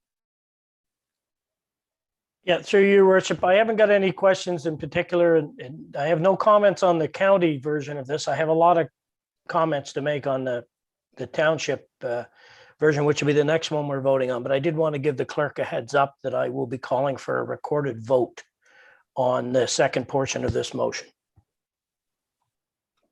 Councillor McCray? Thank you, Marilyn. I don't have any questions related to this first one. Okay. All in favor of this first part of the motion? Okay, that carries. So moving on to the second portion, and I'll read it out and then we'll go around the room. That the Centre Wellington Healthy Growth Advisory Committee will establish an attainable housing target and provide recommendations to Council and the Township of Centre Wellington to increase the supply of attainable housing options within Centre Wellington. Can I have a mover for that, please? Moved by Councillor McElwain, seconded by Councillor McCray. Discussion from Council. Councillor McCray. Thank you, Marilyn. I'm just curious. I've heard several councillors still sort of questioning what attainable housing means. I'd like to know from Councillor McElwain, Kittrus, and Foster, are you satisfied with the explanations we've heard so far in terms of what attainable housing means, or would you like a bit of an additional explanation, which I'm certainly happy to share with you? Sorry, Councillor McCray, when we get to them in the order, I'll give them a chance to respond to this. Is there anything else that you want to mention as well? Oh, okay, well, maybe what I'll just do, just a quick summary of attainable housing, what we've heard today, is we've heard that attainable affordable housing, one of the things you look at is that something typically in terms of rental or ownership costs does not exceed 30% of a household's gross income. With attainable, you can go one step further and consider that percentage within a certain range of a local median income to further define what attainable might mean. Regardless, both of these, you're also looking at how much sufficient variety of housing stock we have in a community to allow households to move through the market as their needs and means change. So understanding that a person beginning their career after school has different housing needs from a family with 2 wage earners and children, or empty nesters wishing to downsize to something smaller and more practical. And what we're also seeing in our community is more significant number of single parent households with their unique needs. So this whole attainable housing is understanding the financial plus also the housing supply in terms of ensuring we have sufficient range for our community's current and future needs.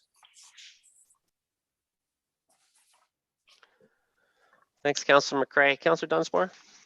Yeah, through you, your worship, this has highlighted a real sore spot in this community, in the fact that there isn't enough housing, not just homes for purchase, but there isn't enough housing for people who work in our grocery stores, who work in our restaurants, who work in our retail industry, and actually serve the people in this community to live here. And that's something that has to be addressed. There's a lot of young people that I coached in both soccer and hockey growing up that are purchasing houses now And just to be able to afford a house, they have to put basement apartments in. And that's, they're filling a need for people that need to live here, but they're also just trying to get their mortgage paid. So there's a lot of balls in the air here. And this discussion has highlighted the fact that we need to have a huge variety of housing in this community and that we need to get on with it. And I'm happy that we've got a citizens committee that's willing to delve into it and roll up their sleeves and do the work.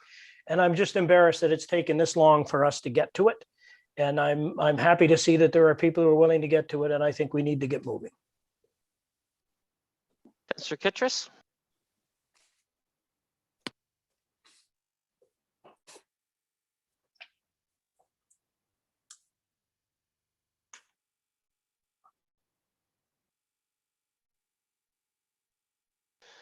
Councillor Kittredge, I think you're still on mute. Is that okay now? Thank you, Mayor. Attainable housing is one of the most important things that we addressed in the strategic plan, and I'm vitally concerned with it. I have a lot of experience in cooperative housing. I lived in a co-op, ran a co-op for about 6 years when I was a student, and I did every portions of those different housing. I worked on international development for sustainable housing for the third world when I was in university. And as a entrepreneur and a businessman, I've rented, up to 3 apartments on several levels, and have brought over, maybe 20 families that started in my business. I subsidized their housing. And at that time, almost 20 years ago, I could rent apartments. I could find apartments to rent, and they were reasonable. And so I could, bring over foreign workers, skilled workers. And then eventually, as they got more established, they could bring their families, and then they moved on. And just recently, over the Easter weekend, I couldn't wait anymore for some plan for attainable housing. I bought my own house I need another round of workers. So I bought my own house to help. And I'm very concerned that the generality that we'll get to it is not good enough. I want in 6 months, I want to know what our policy is. And I have lots of experience with cooperatives, and I'm looking at all these different options. I'm not allowed to be on any, local committees that address these things. So I would like to add some experience that I have on how these done. I've also been very interested in exploring rural, because I get young people always saying that they want to live in the country. They want to live in the country, but you could never, ever buy a farm or a rural property. They're even more expensive than the ones in town. And so I know that Caledon has done a very, very innovative, it took them almost 4 years of just dogged with Caledon Council there to get where they could have, split a farm and have several owners, and that they have housing in the rural area. And that's an innovative option. People have $200,000, they buy the 10 people, they have little mini houses. There's millions of ideas. The one big concern I have with this motion that's very generalized is that it doesn't give enough meat to what we're doing. We have the strategic plan, and I want to have something, and I would like to make an amendment that we have something in 6 months, because time is running out, people are desperate, and I would like the other information. That's my concern here. I just find this generalized, and I would like to know before budget time whether we are planning to subsidize for-profit developers. or just make recommendations. I want like some substance, a draft even of a attainable housing policy, because we desperately need this. And I find that this motion is I mean, I'm gonna vote for it, but like it's pretty empty.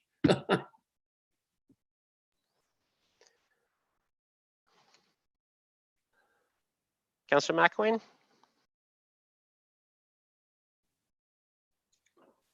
Thank you, Mayor. Yeah, as I said earlier, I'm feeling much more comfortable about the direction and the motion as it after the presentations today. I like.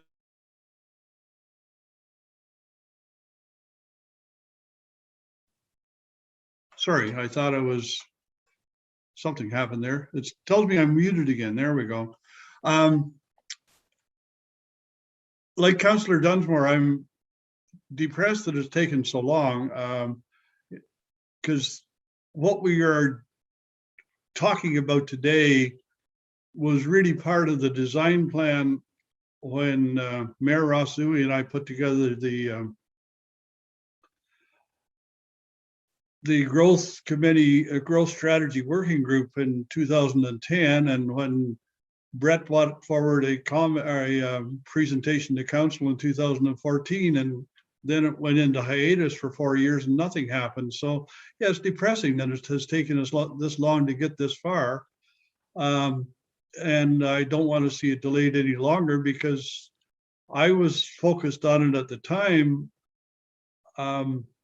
partially, mainly, I guess, based upon something that Sonia touched on in her presentation, which is the artist community in Centre Wellington, who had to and will and are still having to relocate or locate elsewhere because they can't afford to live here, and the tourism industry support. I mean, those are low-paying jobs typically, and they can't afford to live here. And that was where my focus was coming from to begin with. It hasn't changed a whole lot now, but there's just we're talking about a wider range of residents who I wasn't as familiar with. So yes, it's depressing that it has taken this long. I hope that we have a report back in a shorter time frame. I hope we don't have to wait for a year for it. And I guess it's going to take a while for whatever recommendations come back to get through the various levels of council for the different departments. So we need to be moving on this quickly. That's all I can say.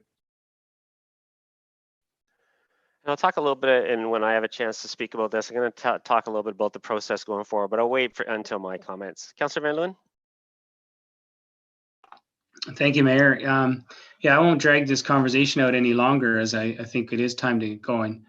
But I do think that what you see here is there's not a lot of information in this, is because we are looking to set the baseline, or if you want to call it our target. It's the best spot to start on everything, is to say, what do we have? We now know the county is going to do this, and therefore we can work towards this target. Here's our baseline, and then the rest of the stuff, this is when the real meat comes in, when you can set your target and say, what are we really working towards? So I look forward to moving forward, and let's get some good plans together, because it's been on our strategic plan. I'll keep it short. Thanks. Councillor Foster? Well, thank you. Thank you, Mayor. I think I just want to start out by saying I do believe there's lots of room for attainable housing in our community, and I, for the record, feel compelled to state point blank that I fully support finding a solution to the problem of attainable housing. And I say that point blank because of partisan attacks today about what was said or what wasn't said. Councillor, I believe you asked a question about what do I think is attainable housing, and I want to answer that question. It's, just doing some simple math, it's $750 to $800 a month for a single person and perhaps $1,000 a month for couples. And I'm simply using the 30% of a gross income to make that calculation. So bottom line, Ian, I believe attainable housing has to be $1,000 a month or less. And my question to you and to all of us, in fact, Councillor McCray, is we have new apartments being proposed. What assurances do we have that those new apartments are going to be $1,000 a month or less? That's what I want to know. That's the crux of the matter. We need to find apartments at $1,000 a month or less, and that's very difficult to do. I also want to comment that attainable housing is a very, very important initiative, and so too is heritage conservation, and that is exactly what I talked about at the Growth Committee. I spoke about growth matters at the Growth Committee, and I did that because I think it's important to any discussion about attainable housing has to consider heritage conservation as well. And I spoke about these matters, Terry Gregg, because the Attainable Housing Work Plan tabled at the Growth Committee was pretty much silent on heritage conservation. So I spoke about it, and there were members of the committee, including this mayor, that didn't want to even discuss it. And I was thrown off the committee because of it. And I maintain that any discussion about attainable housing has to consider heritage conservation. It has to consider compliance with the Planning Act. It has to consider compliance with our own official plan, and it has to consider heritage conservation. And I maintain as a community, we're going to have to decide if we want to conserve our heritage areas or destroy them. And if we destroy them, we're not going to need attainable housing for restaurant workers, because our tourism sector is based on heritage tourism. It's based on people wanting to come and see our beautiful heritage communities. And if we destroy them, we're going not to have a tourist sector. And that's why I raised some of these matters at the Growth Committee. I guess I was naive a bit in thinking that a Growth Committee was a place to discuss growth issues. Nevertheless, these are my comments, and I fully support attainable housing, and I'm prepared to support this initiative. Thanks, members of council. I'll just make a couple comments, and then we'll get a vote on this. I'm personally really excited that our volunteer citizen-led Healthy Growth Advisory Committee has decided to focus its efforts on making a positive difference when it comes to increasing the supply of attainable housing in Centre Wellington. We've heard from a number of delegations tonight how important that is, and it's really good that this committee is pulled together and they're ready to roll up our sleeves and get some good work done. As was mentioned, this is completely in line with our strategic plan that was approved by council. So council's already provided direction for this committee to roll up its sleeves and do further work on this. Strategic direction number 1 under healthy growth, we will ensure that housing mix provides adequate attainable housing. So that's the strategic direction for this item. And it fits within the terms of reference for this committee to focus on something like this. It is completely consistent with the County of Wellington's attainable housing strategy. In fact, we have taken the recommendations from that very comprehensive study, and we have used them to push forward on what will work in Centre Wellington. We didn't want to reinvent the wheel as a committee, so that was the starting point for us moving ahead. That was tabled several months ago, and for reasons that I've already mentioned, that's why it's taken a while to get to this committee. But now we're ready to go, and I'm pleased to see council support for moving ahead with this at warp speed. So that's exactly what the committee wants to hear, and it's exactly what the committee has wanted to do for a while. As far as the process goes, this committee is no different than any committee. They do work. They roll up their sleeves. As our chair already mentioned, we're going to be splitting into two subcommittees. One is going to be looking at policy-related actions, and one that is going to be looking at financial incentive-related actions. Every single recommendation will then come to council for a full council discussion and public input. As our chair also mentioned, but some of the comments that I've heard from councillors, I'm not sure that it resonated with the members of council. We're not going to be pulling one big report that's going to be slammed down in front of council. Every single action that we come up with as a Healthy Growth Committee will find its way to council, and we'll look at moving to action as quickly as possible.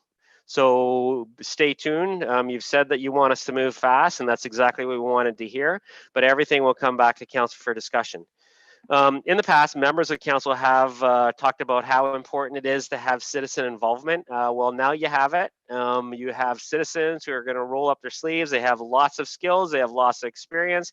They're going to put together well thought out, action-oriented recommendations. That's what sets this apart, what we're doing now, from what we've done years in the past, where we talked a lot about things and we had a lot of good words. We're talking about specific action-oriented recommendations that we can do to improve the supply, increase the supply of attainable housing as soon as possible. So that's the difference right now when we have committee members who are ready to do it. The other thing the councillors have said in the past, they want to see things that are measurable. That's why we want to move ahead on a target, because you need a target to make sure that you're measuring progress against it. So we're going to have, we've done some significant work on developing a target, and that will come to council. Like every recommendation will come to council. We'll have fulsome discussion at council, but it's really important that we have that target. Without that target, it's very difficult for us to measure what the positive impacts are on actually increasing attainable housing. So that's something that the committee thought was important. The two subcommittees have been struck. They'll be working, and you're going to start to see things moving forward with the support of council today. So I just wanted to say to the members of the Heritage Growth Committee, thanks so much for all you've done. Thanks for volunteering your time. Many people across this community appreciate what we're attempting to accomplish here. We want to make a real difference in attainable housing. We don't want a year to go by and see no impact. We want to see action, and that's what excites us as members of council. And thanks so much for all that you're doing to rolling up your sleeves and helping us get there. So with that, thanks very much for the conversation, the discussion, members of council. I will call this matter. I'll turn it over to our deputy clerk for a recorded vote. Over to you, Lisa. Thank you, Mayor Linton. Councillor Dunsmore. I vote for. Councillor Foster. In favor, yes. Councillor Kittrus. Yes. Councillor Van Leeuwen. Yes. Councillor McCray. Yes. Councillor McElwain. Yes. And Mayor Linton. Yes. And that matter carries. Okay, thanks very much. If there's a couple of members of the delegation still here, thanks for joining us about this important topic. Okay, we're going to take a 5-minute break. It's 8 minutes after 4. Come back here and we'll resume at 4:15.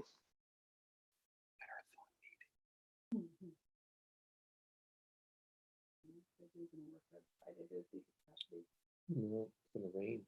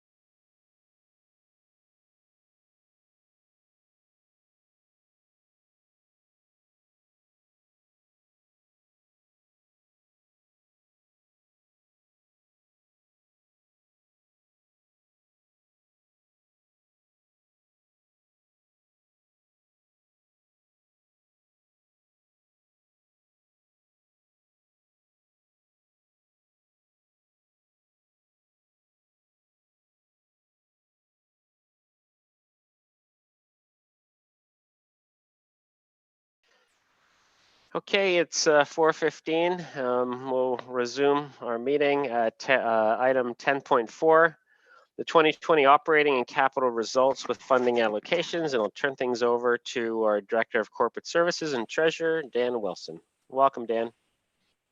Thank you, Mayor Linton. I'm going to go through the report in the 5 separate components. It's a fairly detailed report, so we'll just deal with them in the 5 different segments. So section 1 deals with the status of the township's various capital projects as of the end of 2020. You'll see from the report that we have attachment A, which represents the status of each specific capital project as of the end of the year.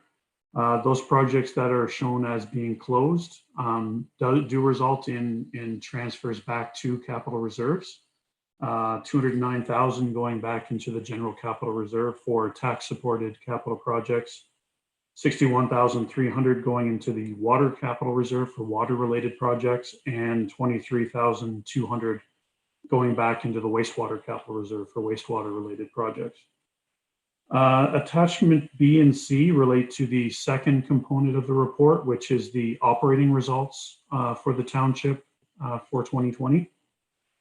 You will notice that we do have a unaudited tax supported surplus of $921,676. We are substantially through our audit at this point, but we're not quite complete at this point. We are recommending a transfer of that surplus to the general capital reserve, and staff are working on a subsequent report that will come forward to council with recommended uses of those funds. I also want to point out that the surplus represents a variance from our 2020 budget of roughly 3.19%. So that's within a variance that we deem to be acceptable at a staff level. The third section relates to COVID-19 related impacts for 2020, and that detailed analysis is shown in attachment D to the report. Staff feel this is really good news in that we did have increased costs and lost revenues for 2020 exceeding $1.5 million due to COVID-19, but we were able to find cost savings and efficiencies totaling over 1.1 million for the year. So the net impact comes into $401,154, and that's detailed out in attachment D to the report. So staff are requesting from council to transfer $401,154 from the COVID-19 reserve to fund that net impact on our 2020 operating accounts due to COVID-19. Just a final note on that piece, the 2 major impact areas as outlined in previous reports to council were the areas of parks and recreation in terms of lost revenues and costs associated with COVID-19, as well as investment income, not as high as expected due to COVID-19 and the reduction in interest rates. Section 4 of the report deals with additional COVID-19 money received from the province. I've had numerous reports in front of council in the last number of months outlining various funding received by the province. This is an additional funding in addition to those reports. So we are receiving an additional $503,059. And this is from the 2021 COVID-19 recovery funding for municipalities program that is run by the province. So this brings our total funding from the province for COVID-19 up to just over 1.4 million. So far, the province has been very specific in saying that this funding is for operating pressures only due to COVID-19. And so far, they are saying it is only for 2020 and 2021 operating pressures, but we'll see if that changes going forward.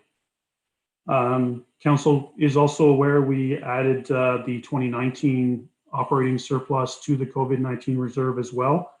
And with the recommended use of the COVID-19 reserve of just over 401,000, that would leave roughly $1.8 million in the reserve for 2021 and beyond in terms of impacts due to COVID-19. The last section of the report deals with the 2020 gas tax funding. Council will recall during the 2021 budget deliberations, we were given a 2021 allocation of gas tax funding of just over $894,000. The province, or not the province, sorry, AMO through the federal government has decided to give us a top up. Every municipality getting a top up of we're getting $859,506 in terms of a top up, giving a total gas tax funding for the township of just over $1.7 million. So we are recommending that the additional top up of 2021 gas tax funds be allocated to the gas tax reserve fund for use in the 2022 budget. And we feel that it'll be well needed in the 2022 budget given anticipated decreases in OLG funding again this year. That's all the detail I was going to get into. We have the senior team as well as Mark Brady here to help answer any questions that council may have. Thanks very much, Dan. I'm sure it was a much different year to pull this together than it typically is. So thanks for pulling that together. And it looks like we're in better shape than what we initially thought when we were doing some of our projections beforehand. So that's good news. Questions from council, comments from council? Councillor Foster. Thank you, Mayor, and thank you, Dan, as well, and Mark for very precise analysis. It reminds me of Biz 211, Dan, from Laurier. That's what we studied, variance analysis. But my question, I think, for Mark or Dan would be, you know, there's a 401,000 shortfall there, Dan. To what's I'm going to use the word loss from lost hockey and lacrosse revenue. And what was also the net change in cost reduction as a result of the arenas being closed? How did those two things contribute to the variance, Dan? Dan, it's in the report. You go ahead. Yep. Yeah, through you, Mayor Linton. So from a total Parks and Recreation perspective, so that just isolates Parks and Recreation from all of community services.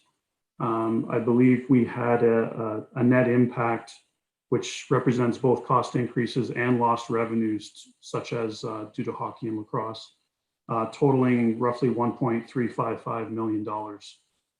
But various efficiencies and cost savings found within Parks and Recreation totaled almost 1.1 million. So the net impact there, just for Parks and Recreation, was just over $281,000. Follow on, Councillor Foster. Thank you, Mayor. Yes, Dan, I could see the net there, but what I couldn't see is the lost revenue. What was the net impact in terms of lost revenue on our Parks and Rec revenue? I couldn't see it there, unless I missed it. Just on the revenue side, Dan. Yeah, go ahead, Dan. Put that another way, how much revenue was lost from the arenas from COVID is really what I'm asking. Through Mayor Linton, from the Sportsplex itself, it was about 1.03 million in lost revenue, and the Elora Community Center was roughly 172,000. Councillor Van Leeuwen. No, I appreciate the report, Dan, and it makes a lot of sense. I'm also very thankful that our loss was not as large as we had worried about. So thank you for the report. I'll leave it at that. Councillor McElwain. Thanks, Mayor. Yeah, thanks, Dan and Mark, for putting that together. It's a great report. Just could you remind me, for the gas tax, there are limitations on what we can spend that on. Are there not? And could you remind me what they are? Yeah, go ahead, Dan. Thank you. Through you, Mayor Linton. Yeah, we do have a very extensive agreement through AMO for the gas tax program. It is very restrictive and it mainly deals with infrastructure related needs. So water, wastewater, roads. But from a township perspective, we've been even further restrictive in limiting it to more tax supported infrastructure such as roadways. So we are fairly limited there, and we do try to keep it to the tax supported infrastructure. Councillor Kittrus? Thank you, Mayor. Thank you very much for the report. I thought it was very good. I do, and I'm very glad that we have a much better budget situation. But I'm wondering, because of last year and now we've had this extended lockdown again, I'm wondering if you could just sort of, like, will there be losses again, and how much do you think? I mean, what we had done in the budget was we thought that there would be no income from the OLG for the first quarter, but it's the second quarter now, and I'm kind of wondering, where's economic development money? Where's arts money? You know, so I'm just wondering, going forward, like, will there be more losses for 2021? Dan? And can you project? Yes, thank you. Through you, Mayor Linton, we're definitely anticipating more losses in 2021. I'm not sure if Mark has the number offhand, but we did budget for a specific loss in Parks and Recreation, as well as investment income for 2021 within the 2021 budget. With OLG funds, the good news there is we collect the money in 1 year and then budget to use it in the following year. So the money we are collecting this year in 2021 will actually impact the 2022 budget. And I agree with you. We're receiving very little funds in Q1 for OLG, and we will probably see very little in Q2 as well. So that'll come out in future reports to council. We'll be anticipating 2021 losses in the near future and bringing that forward as well. When we get into the budget direction meetings for 2022, we'll hopefully have a better estimate of OLG funding at that time. Councillor Kittrus, follow on. Thank you, Mayor. I was wondering if we would be getting the schedule for the budget meetings shortly. I mean, it's sort of, last year it was June. And so I'm just kind of wondering what the schedule is because of lockdowns and what we're doing here. So I'm just wondering, are we going to be getting a schedule like shortly? Dan? Thank you. Through you, Mayor Linton. We did provide dates to council in the council approved schedule that I believe came forward from Legislative Services, and it was either December or January. But we can outline a more detailed budget report schedule and bring it forward to council so that you have that. Councillor Dunsmore? Yeah, just wanted to say thanks, Dan and Mark, and actually a big shout out to the whole senior management team. It seems that you managed to tighten your budgets and tighten your belts to the point where we've really lessened the impact of this. And although we continue to struggle, we'll be able to get through. But it was a well-written report. And I just wanted to highlight the fact that staff did a good job at mitigating the damages. Thanks, Neil. Councillor Dunsmore, or sorry, Councillor McCrae. Thank you, Mayor Linton. I just wanted to echo Councillor Dunsmore's comments that thank you, Dan, to you and your team and to senior management for your sound fiscal management. Last year was a challenging year for all of us, and managing to try and steer a clear path was not easy, but kudos to all of you. So thank you. Yeah, I wanted to thank our staff as well. Thanks for this report, and thanks for keep making sure that we're steering the ship in the right direction. I also want to thank the province of Ontario, because they've really stepped up to the plate and helped us out here. I know the county is in a similar situation where the province has recognized that we're going to have shortfalls, and they've helped us with that. So that's really good, and it's good to point that out from the other orders of government when they do step up and provide funding for us to support us here locally, because we can't run a deficit like they can. So we appreciate that. I'll read the recommendation that the Council of the Township of Centre Wellington approve the allocation of 2020 year-end tax-supported operating surplus in the amount of $921,676 to the General Capital Reserve, and that the Council of the Township of Centre Wellington approve a transfer of $401,154 from the COVID-19 reserve to fund the net township-wide impact of COVID-19 in 2020, and that the Council of the Township of Centre Wellington directs staff to allocate $503,059 in additional funding received as part of the 2021 COVID-19 recovering funding for municipalities program to the township's COVID-19 reserve to be used to fund operating pressures due to COVID-19, and that the Council of the Township of Centre Wellington directs staff to allocate $859,506 in additional gas tax funding to be received in 2021 to the township's gas tax reserve fund to be used in the 2022 budget process. Mover for that, please. Councillor Foster, seconded by Councillor Dunsmore. All in favor? And that carries. Moving on to 10.5, partial demolition of a listed property. And I'll turn it over to Mariana. Welcome, Mariana. Thank you, Mayor Linton. Through you to members of council.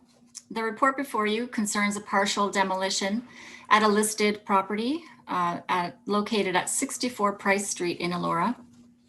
The demolition is for a rear one-story addition on the dwelling, and the purpose of the demolition is due to its poor condition and also due to plans for a larger two-story addition to replace it. So the April 13th Heritage Centre Wellington meeting had this item on the agenda. The committee assessed the application and had no objections or concerns with the demolition or the plans for renovation. I believe there were photos attached to the report in your agenda. So as such, staff recommends that the demolition be permitted and will be allowed to proceed, and I'd be available to answer any questions if there are any. Great, thanks very much, Mariana. Questions from council?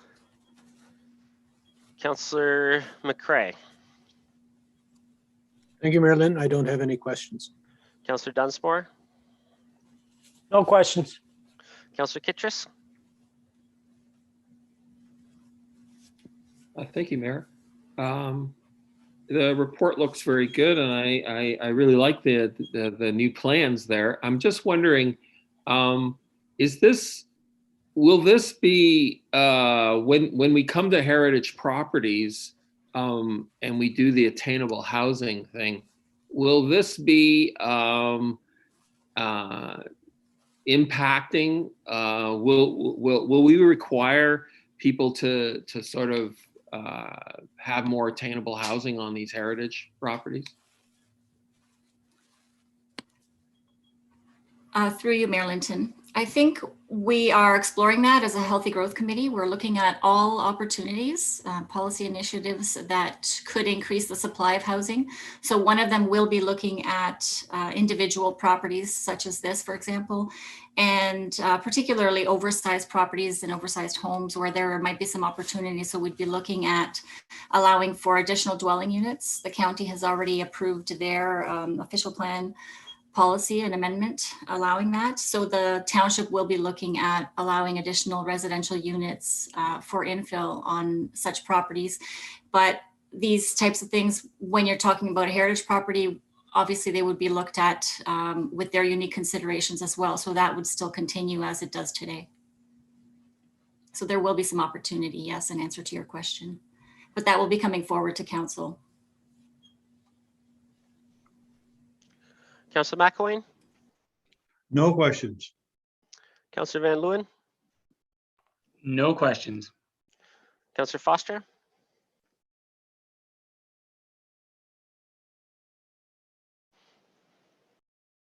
No questions, Mayor. Okay, I read the recommendation that the Council of the Township of Centre Wellington approve the partial demolition request for the rear addition and shed at the listed property municipally known as 64 Price Street, Elora, in the Township of Centre Wellington, and that the property remains on the Township's Municipal Heritage Register as a non-designated listed property. Moved by Councillor McElwain, seconded by Councillor Dunsmore. All in favor?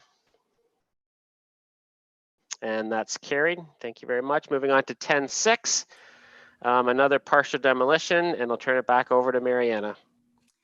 Thank you. Through you, Mayor Linton. This is a similar demolition, partial demolition for a listed heritage property. This time it's located at 255 Hill Street West in Fergus.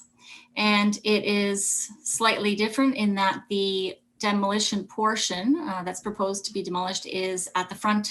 So it's the actual original heritage building on the property, which does have a later two-story addition. So that will remain, the two-story addition will remain, and the front portion is now being demolished due to very poor condition. The owner had a structural assessment done by a heritage engineer at Tacoma Engineering, who confirmed that it was a very poor candidate for rehabilitation due to its structural condition, current structural condition, and the way it was constructed initially. So the owner has requested demolition of the front portion, and again plans to replace that with a new two-story addition in the front. So this went to Heritage Centre Wellington again at its meeting on April 13th, and there were no significant concerns or objections to the demolition. So as such, staff would recommend that the demolition be permitted to proceed, and also that the owner be required to provide photo documentation of the front portion prior to demolition. And I'd be able to answer any questions. Thanks, Mariana. Any questions from council on this one? Okay, I'll read the oh, sorry, Councillor McElwain. Thanks, Mayor. I should be the last one to ask questions because I was there for the meeting, but we didn't mention this during the heritage meeting, Mariana, but thinking about it afterwards and looking at the pictures, I was wondering, should we be asking the owner to save the brick frontage as it's being ripped down? That I know that other buildings being restored often use old brick to retain the heritage look. And I'm just wondering if it's something we should be asking the builder to do, or the owner. Through you, Mayor Linton. Yes, I typically would do that when I advise the owner of the council decision. So we definitely recommend that owners save as much as they can, salvage, and give it to parties who are willing to take it, just to divert from landfill, and also that there might be people looking for these old building materials. In this case, however, the brick is it's not structural brick, it is actually just brick cladding. So it might not be as useful. It has severely spalled in many areas. So I'm not sure how applicable it would be for someone to reuse it, but I can definitely make that recommendation. Any other questions, comments from council?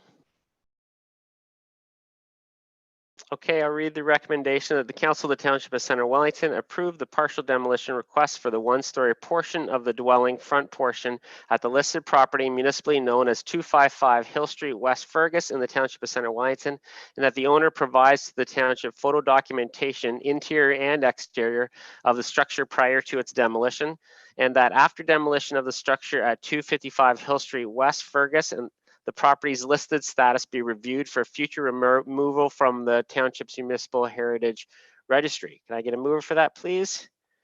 Councillor Dunsmore, seconded by Councillor Foster. All in favor? And that is carried. I'd like to see some of these flexible comments in some of these heritage properties to kind of make sure that we're looking after our stories, our heritage stories. 10.7, appointment of the chief building official and building officials. Report from our chief building official. Welcome, Randy. Good afternoon, Mayor Linton and members of council. The report before you comes as a result of a couple of new hires in the building division. We've recently hired our new building permit technologist, Louise Pattenton, and as a result of the departure of a senior building official, we've hired a new building official to take his place. His name is Thomas Kurzlaw, and he comes to us after several years working for another municipality. Section 3.2 of the Building Code Act requires that the municipality appoint a chief building official and such inspectors as are necessary for the enforcement of the Act in the areas in which the municipality has jurisdiction. So simply put, as a result of some staff changes, we need to do a new appointment bylaw that reflects our current staffing in the building division. And I would be happy to answer any questions that you may have. Thanks very much, Randy. Questions from council? Okay, I'll read the recommendation that the Council of the Township of Centre Wellington authorizes the mayor and clerk to execute a bylaw appointing a chief building official and building officials. Mover for that, please. Councillor McElwain, seconded by Councillor McCray. All in favor? And that is carried. Moving on to demolition control application from 89 Side Road 18 in Fergus, and I'll turn it back over to Randy. Thank you, Mayor Linton and members of council. The report before you is for the demolition of a home at 89 Side Road 18. That's in the former township of Nickel. The purpose for the demolition is that the dwelling no longer meets the needs of the home owners, and they would like to demolish the home and build a new home on the property. It's a one-story house. It was built in 1955. It is not recorded in the Township of Centre Wellington Municipal Heritage Register, and it is not designated under Part 4 of the Ontario Heritage Act. So I would be pleased to answer any questions you may have on that. Thank you. Thanks, Randy. Any questions from council on this item? Councillor Kittredge? Thank you, Mayor. I don't really have a question, but I was really taken by the satellite picture of the lot sizes of these what were once rural properties in Fergus, and you know, they were on the outskirts and they had their own wells and stuff like that. And you can see the new subdivision, and they're like 1/10 the size. And I was wondering, like it's quite startling that you see these big lots, and people had these big lots in the rural areas of what was formerly Fergus and attached to it, Nickel. It's good to preserve some, but it's also like we need to have creative options, and I'm hoping that whoever is there will think about making that creative options for more housing. Any other comments? Okay, I'll read the recommendation that the Council of the Township of Centre Wellington approves the issuance of a demolition permit to demolish the single detached dwelling located at 89 Side Road 18, former Township of Nickel. Have a mover for that, please. Councillor Dunsmore, seconded by Councillor Foster. All in favor? And that's carried. Thanks, Randy. Moving on to the OEFM Fire Safety Grant Transfer Payment Agreement. And I'll turn it over to our fire chief. But before I do, I think this is our fire chief's last council meeting. Is that accurate? Looks that way as a fire chief. So you're going to be one of those nasty delegates that comes all the time. I can just see it now. So this is 18 years being in Centre Wellington, 38 years in total. And the funny thing is he's only 45 years old. I wish. So thanks so much, Chief, for all your years of hard work and your service to our community. It hasn't always been easy. You've gone through tough times and good times, and you've stuck it out. And we appreciate your leadership as our fire chief, and wish you all the best in your retirement. Stay away from council. We don't want to see you as a nasty delegation, but hopefully we see you around the community, and appreciate all that you've done for our council. So before I turn it over to you to do your final report, I think we should unmute ourselves and give our chief a round of applause.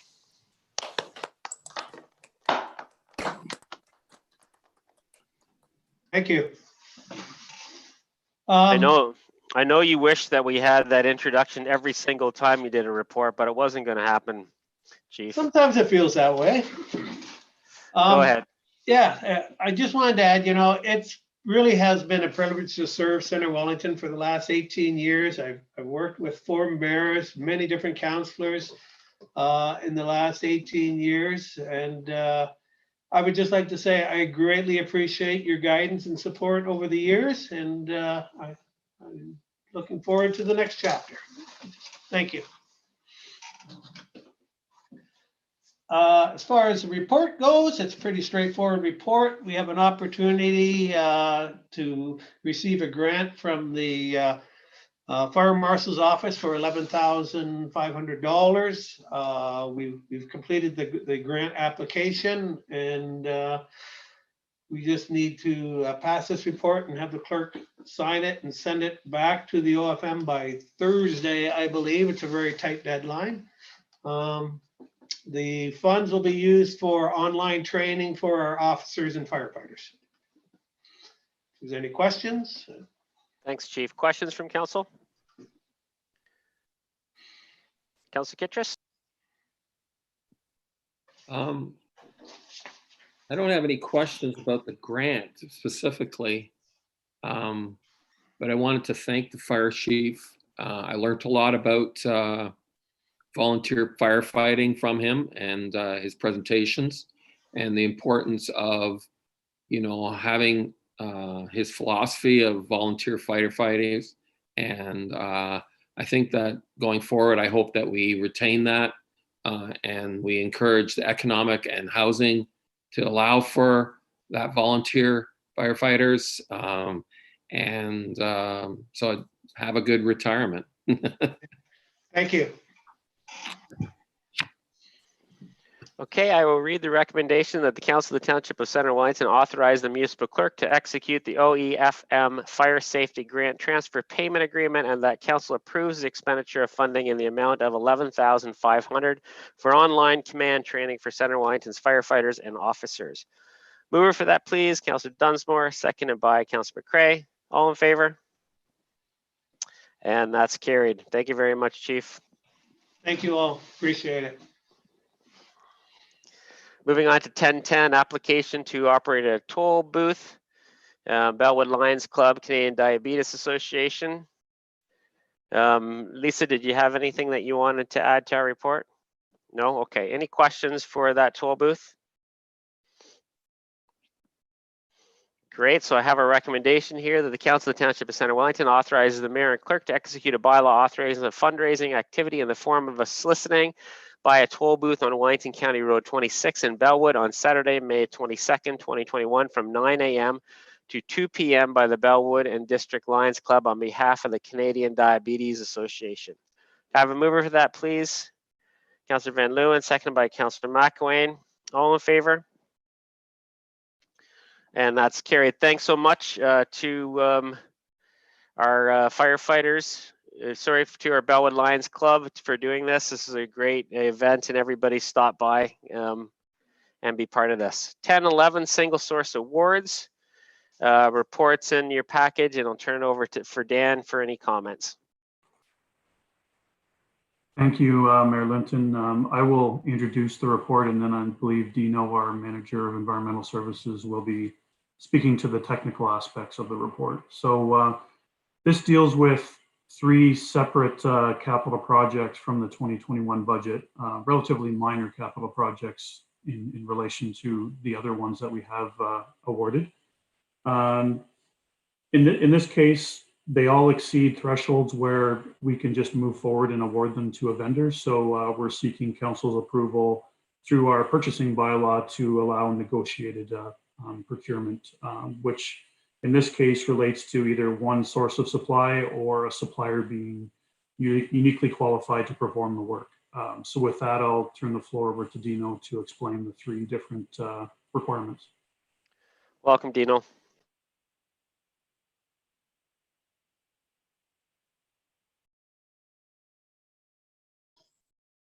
There we go. Thank you, Mayor Linton. And through you, yes, as Dan has introduced, there's 3 sole source reports before council this afternoon, all under $50,000. In brief, the first is for wastewater SCADA upgrades, whereas staff is recommending that wastewater SCADA upgrades capital project, as approved through the 2021 budget process, is awarded as a single source contract to Aramosa Engineering. Aramosa has developed and maintained our SCADA systems since it was adopted over 15 years ago. And they have an intimate knowledge of the existing system, equipment for repair and maintenance, and demonstrated response times. The second is regarding the low pressure sewage system, grinder pumps. These are for purchase. Staff is recommending that the grinder pump capital project, as approved through the 2021 budget process, is awarded as a single source contract to John Brooks Company. The low pressure sanitary sewer system, or LPS, services most of Salem and a few other properties throughout the township, and they are used where gravity sewers are not cost effective or feasible. The LPS system has been used by the township for over 40 years, and John Brooks has been the supplier of all of our equipment. John Brooks provide replacement parts that are compatible with our system, and sole source award will allow for consistent repair methods, training, and efficiency in stock materials. And lastly, the sole source support for the Fergus wastewater treatment plant headworks pump replacement. Staff is recommending that the Fergus wastewater treatment plant headworks pump replacement capital project, as approved through the 2021 budget process, is awarded as a sole source contract to ASL Rotec. There are 3 pumps located in this wet well. 2 are newer Grundfos, and the third is the original pump of unknown age. It's likely 30 to 35 years old. That third pump has exceeded its service life and is prone to sudden failure. If you can recall, that had happened last year, where we needed an emergency capital project to replace that second pump. Given that the other 2 pumps are Grundfos, replacing the third pump with a similar pump, or a Grundfos pump, would provide consistency of maintenance, repair, and replacement parts. ASL has supplied us our previous pumps, has demonstrated knowledge of the system, maintains readily available equipment, and has demonstrated response times. Thank you, Mayor, and I would be happy to answer any questions that council may have regarding these items. Thanks very much, Dino. Any questions from council on this one?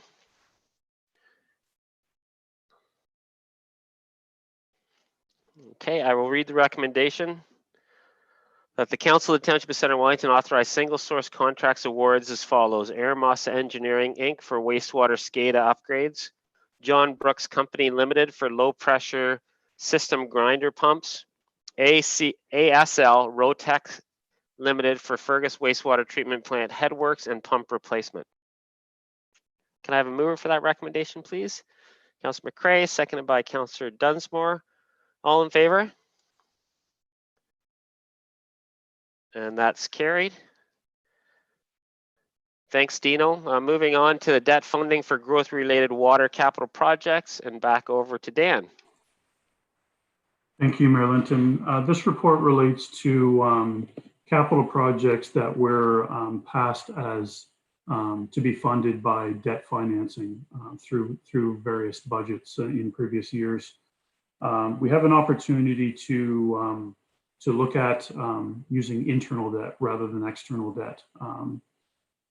In this case, all 3 projects that we're suggesting are water related and they're growth related. So the Salem Bridge project was completed by the county about a year ago. It included a water main extension that was our responsibility, which was 100% growth related. The other 2 projects are the well F2 and F5 additional capacity projects that were passed in previous budgets, and they were predominantly growth related and to be funded through external debt. The 3 projects add up to approximately $3 million, and what staff are suggesting is internally borrow from the Water Capital Reserve to fund these three projects. I mentioned they are predominantly growth related, which means at the end of the day, development charges should be paying for most of the capital costs associated with these projects.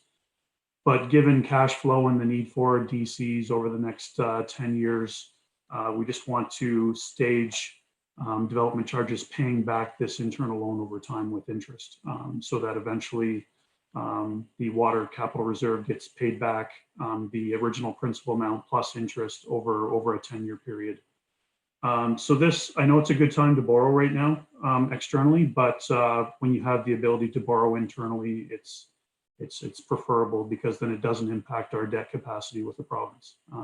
So we're suggesting moving forward with internal debt for these three projects, and I can answer any questions that council may have on the matter. Thanks, Dan. Dan, questions from council? Councillor Foster? Thank you, Mayor. Question for Dan and perhaps Mark. Gentlemen, just the concept of internal debt financing is going to be confusing for our residents, and it's even a bit misleading in my view. It sounds to me like we're lending money to ourselves, you might say, when we speak about internal debt financing. And I do understand what we're talking about here. But the part I'm not clear on is this internal financing, borrowing from ourselves, is to finance growth-related projects, when in fact, and in my, I just can't help but wonder if these were growth-related in the first place, why are there no DCs to pay for these items, when at the beginning they were meant to be growth-related or purported to be growth-related? Dan? Thank you. Through you, Mayor Linton. I agree that internal debt can be somewhat confusing to residents. The best way to look at it is that we have various sources of funding internally at the township, tax supported, water supported, wastewater supported, and really a fourth category would be growth supported. So in this case, most of the funding required for these capital projects are growth related. But due to cash flow, we don't want to take $3 million out of our DCs in 1 year. So we're suggesting that the water supported fund lend the growth related fund the $3 million and to be paid back with interest. Ideally, you would use development charges right off the bat. And the reason why that was not recommended through previous budgets was indeed because of cash flow. So the intent was to borrow externally for the $3 million and then have DCs pay for the principal and interest or the external debt going forward. So it's a very similar structure to external debt, only we're borrowing internally. So we have a lot more control over the payback. Follow on, Councillor Foster. Thank you, Mayor. Dan, I want to understand clearly, first of all, the DC reserve, like there'll be an imputed rate of interest paid back to the other fund. And really what I'm getting at here, Dan, is I tend to think more in favor of using external financing. I get what you said about the debt capacity part, but the part I'm not clear on, number one, is there is an implied rate of interest or an actual rate of interest paid from one account to the other. But more importantly, Dan, I would expect that external financing would be better because any interest paid is readily traceable and demonstrable growth-related expense, and hence it could be included in our DCs. And that way, growth is indeed paying for growth and they're paying for the financing. Am I missing something there, Dan? Dan? Thank you. Yeah, those are good questions. Through you, Mayor Linton.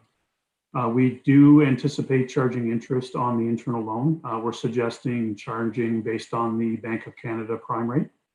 That would allow it to be structured very similar to an external debt issuance where growth would be paying for the internal interest charged rather than debt charged by a financial institution, for example. So we still anticipate it to be set up very similar to external debt, but be done internally between the water fund and growth related. Councillor Van Leeuwen? I appreciate the report, Dan, and especially how you track. I know you track the interest from one fund to the next to keep, so we can understand where the actual cost related to each fund is. So that's good. Thanks for this report. Councillor McElwain? I have no questions. It's the report makes sense. I think, Dan, if I understand correctly, using external debt would impact our debt capacity and impact some of the other projects that we have coming up, potential being able to borrow against them. Is that correct? Yes, through Mayor Linton, it does impact our debt capacity. To go through a debt issuance, it does usually result in legal fees and a lot of staff time as well. So I think there's a lot of benefits to dealing with this internally, given that we're only talking about $3 million in projects. Councillor Kittrus? Thank you, Mayor. I'm wondering, Dan, a couple of things. Do we have these funds in DC funds? And I'm wondering why we're trying not to spend the DC funds if we do have the funds.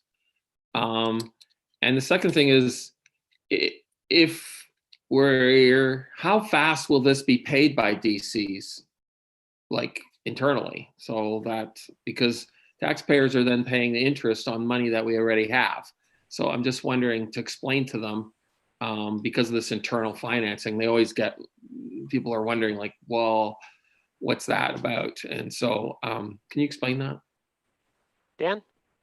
Sure. Through you, Mayor Linton.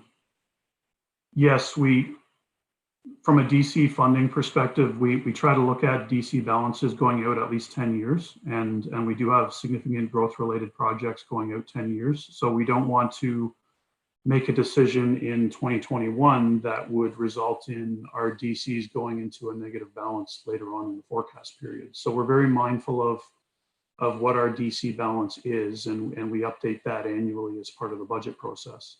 So we are anticipating payback over 10 years, but we're trying to set it up. I mentioned this in attachment A to the report, that we would like some flexibility to revisit that repayment, presumably as part of the budget process. If we decide that there are significant DC funds sitting in the reserve, we can accelerate the payment back to the water reserve. But the intent here is we're using water money to pay for growth related projects. So it's growth that are paying interest back to the water related fund. And we would adjust that annually based on what we deem to be the correct payment period. But I am suggesting 10 years at this point. Councillor Dunsmore? Yeah, I know it sounds confusing to some people, but I think it's a great idea to borrow the money from ourselves and just keep track of the interest, and we should be fine. So I think it's a great concept. Thanks, Dan. Councillor McCray? Thank you, Mayor Linton. Dan, I think it's a very smart approach. So thank you. Okay, I will read the recommendation that the Council of the Township of Centre Wellington approve the use of the internal debt financing for water-related capital projects as outlined in report COR 2021-19 dated April 19th, 2021. Mover for that, please. Councillor Dunsmore, second by Councillor Van Leeuwen. All in favor? Opposed? And that's carried. Moving on to 10.13, assignment of roads use agreement for WPD Springwood wind turbines. And we have a report, and I'm just going to turn it over to Colin Baker. Welcome, Colin. Yeah, great. Thanks, Mayor Linton, members of council. So the purpose of this report is to seek councillor authorization for the mayor and clerk to execute an assignment and assumption agreement among SWNS Wind LP, MUFG Union Bank, and the Township of Centre Wellington. And just to provide some background, so as council may recall, there are 4 wind turbines located in the former West Scariffraxa Township. And kind of back in 2013, 2014, they were constructed. And kind of a recent development, the owner of those wind turbines, WPD Springwood Wind Incorporated, has sold their interests in those to a new company, SWNS Wind LP, as represented by Capstone Infrastructure Corporation. And I do have Pierre Parmesan from Capstone Infrastructure. Pierre worked on the agreement and is available to answer any questions. And so, so the new owners, Capstone, have approached the township about assigning the responsibilities of the existing road use agreement to the new owner, SWNS, as well as the collateral agent for the secured creditor, and this is MUFG Union Bank. And so, so we've negotiated an agreement. The township's legal counsel was also involved, SV Law, in the negotiations of the agreement. And just some highlights include assigning the agreement to the 2 new parties, also authorizing the new owner to assume all responsibilities under the new agreement or under the existing road use agreement, and extending certain rights to the collateral agent in terms of addressing defaults, potential default by the current owner, and also various representations of warranties by the township. And the agreement has been signed by the new owner, and then also by the collateral agent. That's provided in attachment number 2. And I've also included the existing road use agreement from 2013. That's provided in attachment 1. So, so yeah. So I think with that introduction, I think we'll open it up for any questions that council may have. Thanks, Colin. Any questions from council on this? Councillor Kittrus? Thank you, Mayor. I was wondering if Councillor Ian McCrae could answer, is he the same Ian McCrae that's in this document as president, or is that somebody else as Ian McCrae? Councillor McCrae? No, I'm not that Ian McCrae, but it's amusing to see my name there because when I was campaigning way back when, they kept mistaking me for that Ian McCrae. Thanks for that clarification. Any other questions from council? Okay, I will read the recommendation of the Council of the Township of Centre Wellington, authorize the mayor and clerk to execute an assignment and assumption agreement among CWNS Wind LP, MUFG Union Bank, NA, and the Township of Centre Wellington as outlined in report number IS 2021-05 dated April the 26th, 2021. Move for that agreement, please. Councillor Dunsmore, seconded by Councillor McCrae. All in favor? And that carries. Thank you very much. Thanks for being here, Pierre, for the questions, and thanks, Colin, for that report. Moving on to 1014, road dedication bylaw. I'll turn it over to our Director of Planning, Brett. Thank you, Mayor Linton. Through you to council, this is a bylaw to open up a number of 1-foot reserves in some of our most recent subdivisions. It's a routine matter when subdivision goes from one phase to the next phase. There's a block that that we need to remove. There's also a block here in an old Town of Fergus subdivision that the local lawyer pointed out to me recently has there's no record of that reserve being lifted either. So when the reserve gets dedicated as a public highway, so that's the purpose of the bylaw. Thanks very much, Brett. Questions, comments from council? Okay, I'll read the recommendation that the Council of the Township of Centre Wellington give 3 readings to a bylaw to dedicate land as part of a public highway. Can I have a mover for that, please?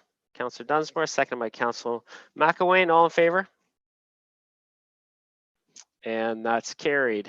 Thanks, Brett. Moving on to 10:15, negotiated award parking enforcement services. Turn it back over to Dan.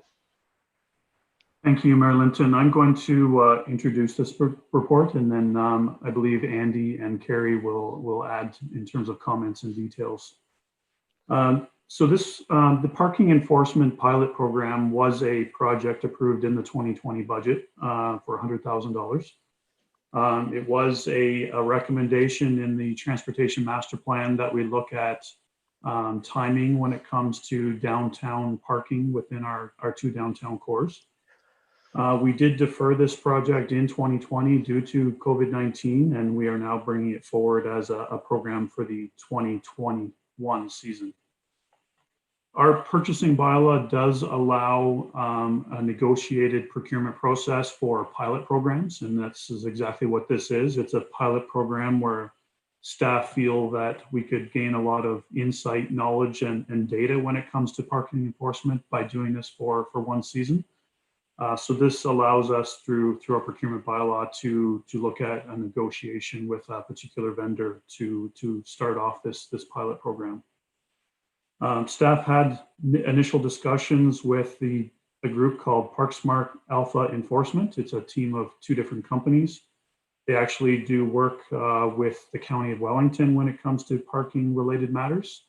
And we feel that there are efficiencies in the township working with that same group on the pilot program, just given their knowledge and relationship with the county and what they can provide us in terms of the knowledge and the data that can feed into our pilot program. So with that, I will turn the floor over to Andy. Andy? Thanks, Dan. So just to add to this, so we have spoken with the BIAs through Dorothy. They're aware, they're looking at it. We are looking to bring this on mid-May. The signage will go out through our Public Works Department, who purchased the signage last year. It was all ready to go last year, so that will be put up.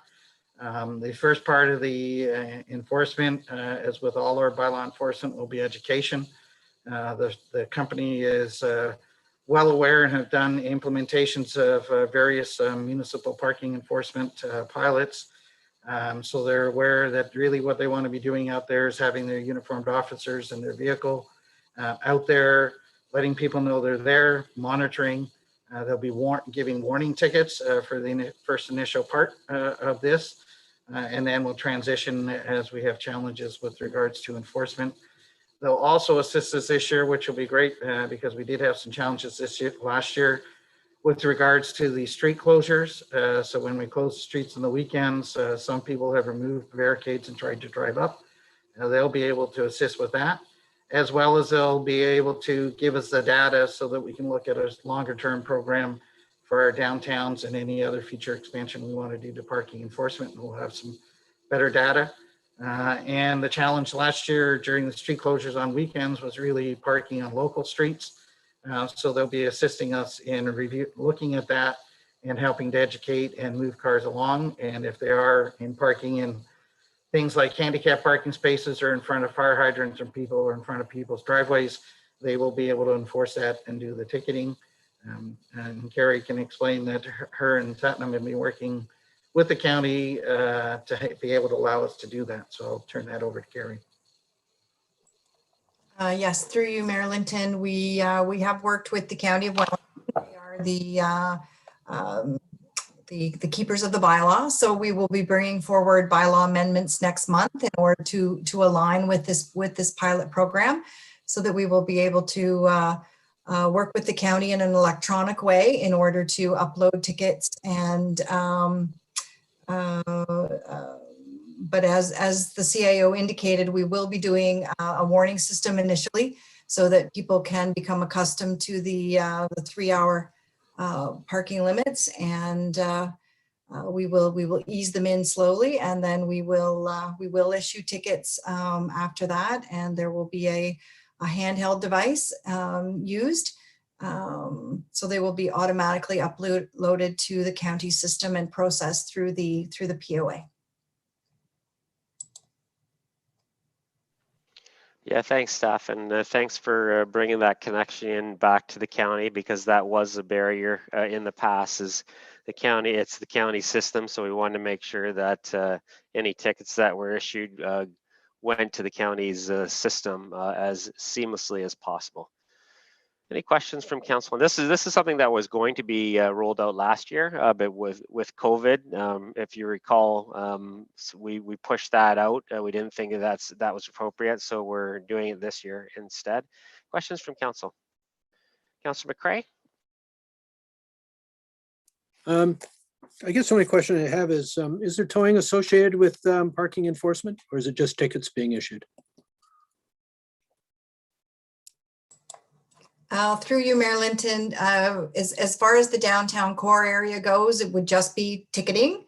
There are towing provisions in the bylaw, but that's an extreme situation that we don't generally exercise, but we will issue tickets. Councillor Dunsmore? Thank you. Through you, Mayor Linton, and I don't know who's best to answer the question, Kerry or Satnam. Queen Street West, where the old market is, I see the red lines there out front, but there's also a red line in the actual parking lot. So does that indicate that just the front, not up near the water, that would be under the 3-hour limit, but the rest of the parking lot, they could stay there for as long as they want? I believe there's a 3-hour parking in front of the lot and at the back of the lot, from what I recall from the map. I think that's a little bit tricky situation in that we don't own that parking lot, and perhaps Right. Andy can explain the partnership we have there. But for us, it must be municipal land in order for us to apply the parking bylaw. That's why I asked the question, because those lines are on there, which makes it look like we're ticketing them. Yeah, no, it must be municipal land. So I'm not sure which part of the parking lot belongs to us, if any of it, but the 3-hour only applies to municipal lands. So just further on that, the township has a lease agreement for that parking for public parking in exchange for the parking at the other end of Queen Street in front of the offices of Triton Engineering. So that's a whole historical agreement with regards to the redevelopment of the Fergus Mill. But we can do education in those areas in order to assist. And as council's aware, we implemented some 3-hour parking there several years ago. I think, Colin, at least 2 or 3 years ago now, that was self-enforcement, and the business owners have seen drastic help in that area, just even from through self-enforcement. Councillor McElwain?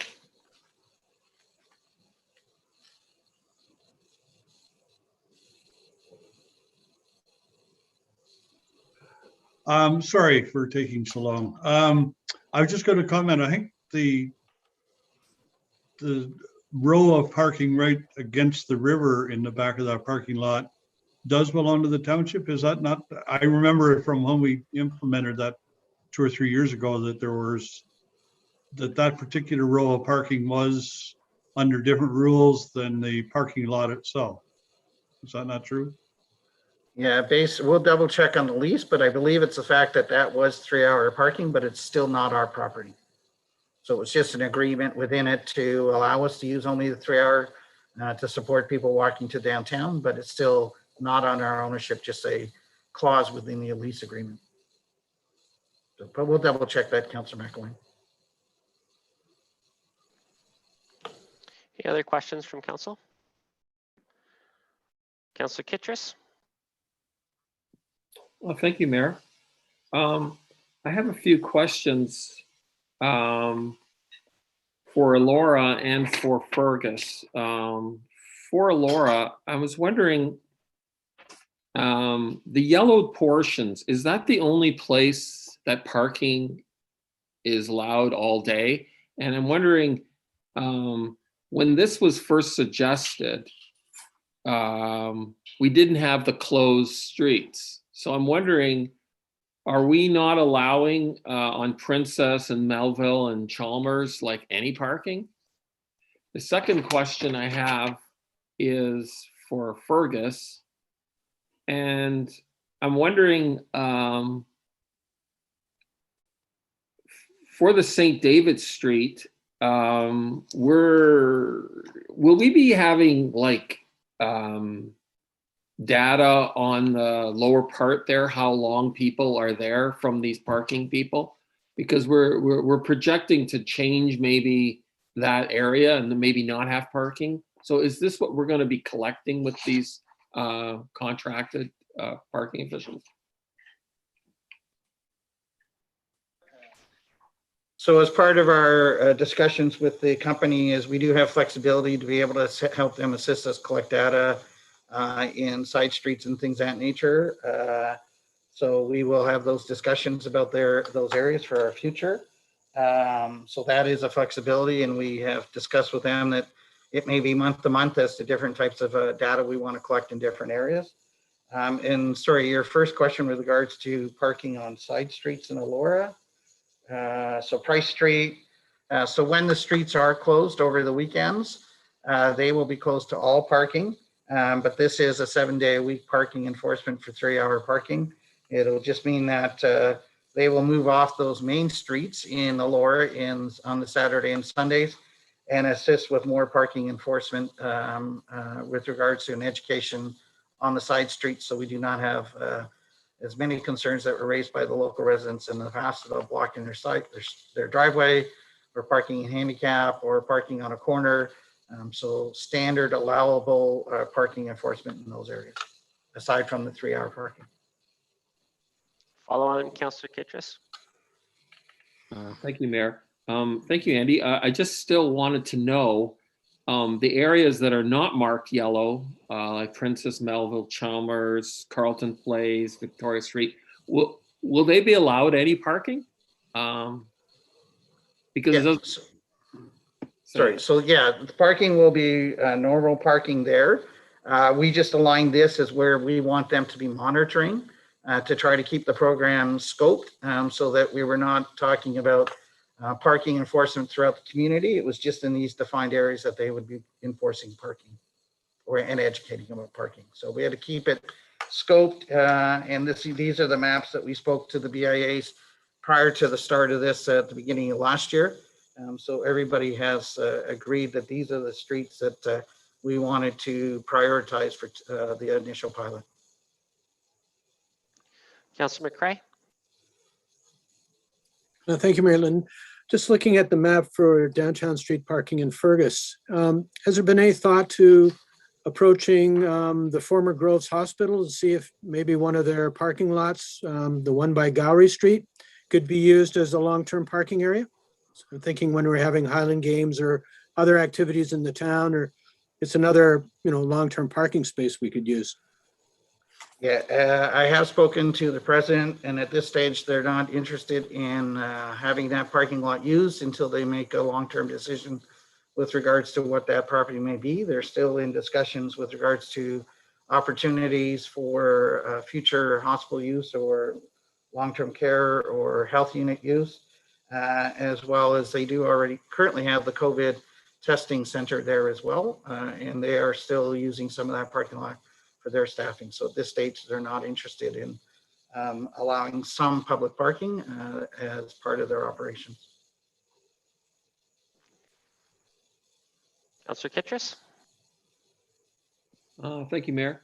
I was wondering, as the summer season comes and we have the closed streets, will we be open to having the parking people monitor streets farther out in Elora? Because I could see residents when it gets packed, which it has been very busy in the past for the streets open, people parking farther out. I know that when Riverfest happens, parking is basically on every street all the way to Elora School.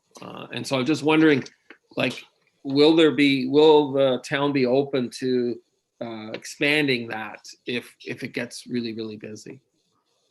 In regards to that, that was not our intent. We do have a budget that we had to work within that council approved. The scope of work that we've discussed with the enforcement company is within the range of close to that range. And so any further expansion of that would have to be added financial cost. Our look at this is really looking at this as being able to have really good data for the downtown area, as highlighted in both of these maps for 2021, in order that we can use that data to present future allocations for parking enforcement above and beyond the downtowns. So I would see that as a phase 2. Okay, I'll read the recommendation that the Council of the Township of Centre Wellington authorize and negotiate a contract award to Alpha Technology Systems, OA Alpha Parking Solutions for the provision of parking enforcement services under a pilot program at an upset limit of $100,000 inclusive of non-rebate HST. Mover for that, please. Councillor Dunsmore, second by Councillor McCray. All in favor? Opposed? And that carries. Thanks very much. I know a lot of hard work has gone on into this. This has been something that's been discussed at the BAA levels for years and years. So I like that this is a pilot project, and you know, we can make tweaks to it and modifications to it based on how it works. And but it's a good first start. Okay, so now we're going to be shifting back up to 10.1. So go to the top of the agenda. These are the ones that we went by. And the first item that we skipped is the 2022 municipal election alternative voting methods. And you see that we have two options for recommendations there. And I will turn things over to our municipal clerk. Welcome, Carrie. Yes, thank you, Mayor Linton. I know it seems far off to be thinking about the election, but we tend to prepare for these things much sooner than one would think. The Municipal Act requires councils to decide on alternative voting methods no later than May the 1st in the year of the election.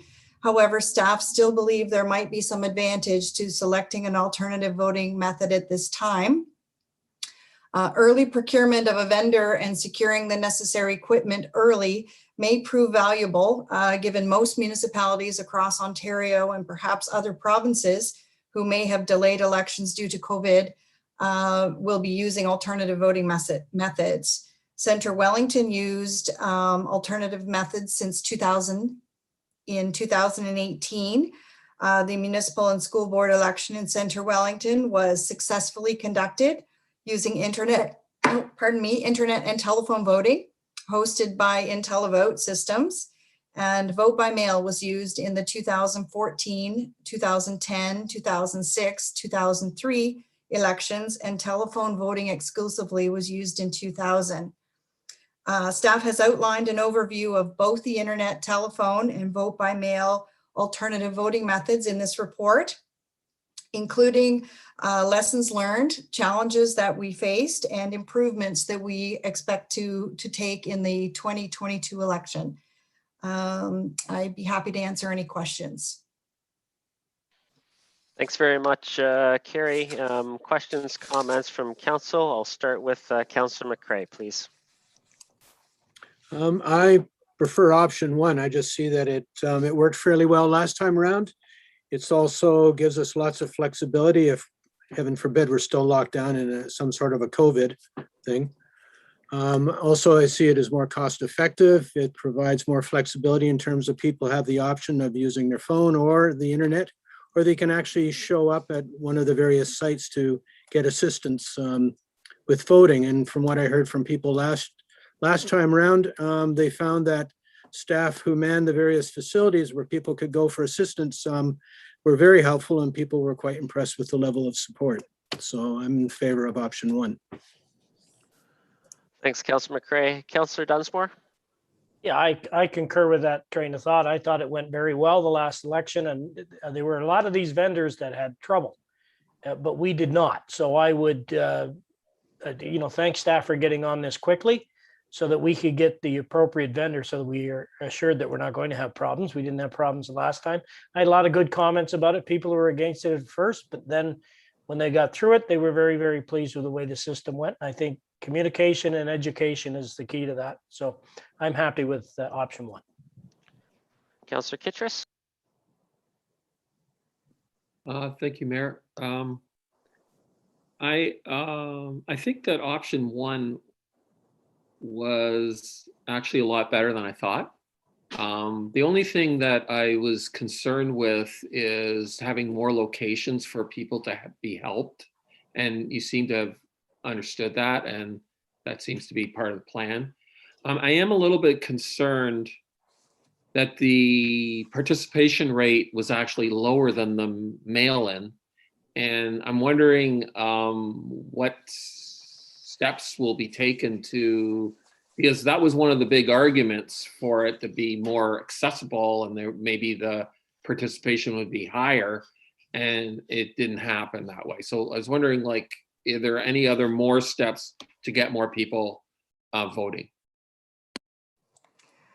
Through you, Mayor Linton, I think staff realized that the method of voting is not necessarily that increases voter turnout. What we found is that it's usually a combination of things. It could be many people don't follow politics, therefore they don't know the candidates, therefore they don't vote. They're not interested in voting. They're not a Canadian citizen, therefore are not eligible to vote. If the voting system is not accessible, then they choose not to. And some believe that their vote won't make a difference anyways. What we find is that it's usually if you have a race with many acclamations, you don't often get the same voter turnout. If you have controversial items, controversial races, then that tends to increase your voter turnout. So the method is only one variable of increasing voter turnout, but it is a variable of many things that will increase or decrease your voter turnout. Making it accessible and easy, I think, is an important step in making sure that everyone has a right to vote and it's easy to vote. And I think we're pleased with anything above the provincial average. So we're happy with the voter turnout, but we can certainly by using an alternative method, improving access to equipment, then we can certainly improve or attempt to improve voter turnout. So McElwain. Thanks, Mayor. Yeah, I kind of concur with what Carrie just said.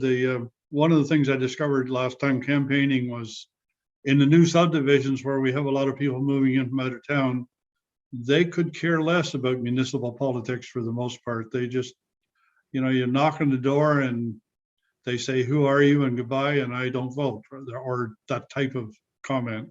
So I think a lot of it has to do with we have so many new people moving into town that our percentage of voters has probably dropped a little bit last election, and it may do the same thing again this election.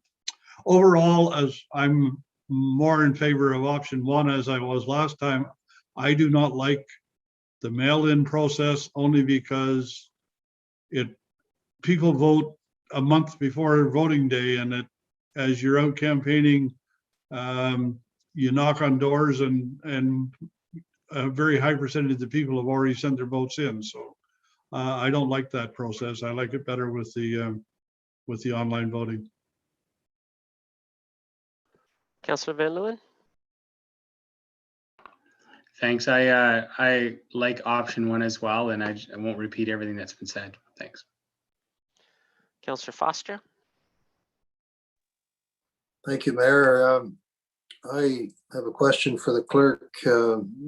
Carrie, I do like option one. However, I've noted in the past that the one concern with it is accuracy of the voters list, which results in people receiving ballots or voting packs, including the internet security codes. So I guess my question, Carrie, is how do we increase the accuracy of the voters list so that we can reduce the potential for voter fraud? And I'm thinking of things like people receiving a voter's kit when they have moved away, persons who have passed on, typically young people who may have been on the voters list 4 years ago, but they've since moved away. How do we increase the accuracy of the voters list so that only people who live here receive voter kits?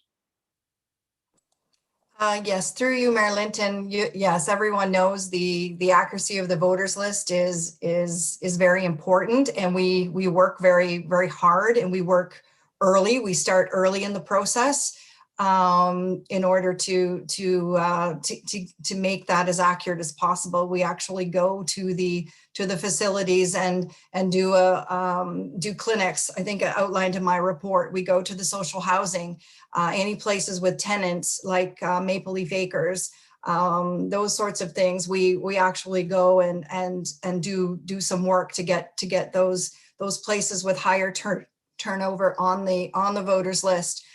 We find with the internet voting that it is much easier, and we can turn on a dime to get people that information that they need in order to vote, right up until minutes before. Whereas the vote by mail process, it's much more difficult to get that information to them in time due to the mail. So yes, the voters list is important, and we start early in the year. We take an early upload from MPAC, and we work as hard as we can. But the onus is on the voter to get on the list. That is the onus. But we work extremely hard. Devlin doesn't know it yet, but that will be pretty much a full-time job for him during that election period. Everybody will remember we had Canmore last time, and that was a full-time job working on that voters list to make sure that we reached as many people as possible. And we hold the clinics. We go out, we take a printer with us, we give them the information, we allow them to vote. We try and make it as easy and accessible as possible. Thanks, Carrie, and thanks for the work of staff on this one. My feeling is that you try to make it as easy as possible for the voters. So I'll read the recommendation for option one, that the Council of the Township of Centre Wellington authorize the mayor and municipal clerk to execute a bylaw for the use of internet telephone voting for the 2022 municipal election, and that staff be authorized to award the RFP for alternative voting services and execute any agreements necessary to implement internet telephone voting. Can I have a mover for that, please? Councillor McElwain, seconded by Councillor Dunsmore. All in favor? Opposed? And that's carried. Moving on to 10.2, procedural bylaw, public engagement strategy. And we have a report there from our clerk, and I'll turn it over again to Carrie. Thank you again, Mayor Linton. As staff will recall, at the February 22nd meeting, staff was directed to prepare a public engagement strategy, which was include the retention of a subject matter expert to educate members of council and the public on the purpose of a procedure bylaw and to address comments received on the current draft that we put forward. Staff is to schedule 2 public meetings, one before the preparation of the revised draft and the other to present the revised draft for review and comment prior to the final document being presented to council. Staff reached out to stakeholders and AMCTO and colleagues, and the services of John Mascarin, a solicitor with Aird & Burles, who partners with Debbie Wilcox. She's a very well-known parliamentarian and former clerk. She owns a consulting business now, an expert in governance and is a procedure bylaw expert. As outlined in my report, we are proposing to hold an educational workshop, which will be followed by a public meeting on May the 10th, commencing at 6 p.m. With a presentation by Debbie Wilcox and John, including a question and answer period with council. And then we will proceed into a public meeting where they will hear and receive submissions from the public as well as council. Following that workshop and public meeting, and given that information that's collected during that meeting, those two meetings, the ad hoc committee, staff and the consultants and experts will work together through the month of May to review past and current comments received. We will consider them, and we will work together to prepare a revised draft document. That revised draft document will then be published on CW Connect from May the 31st to June the 14th for an additional round of comments and public input.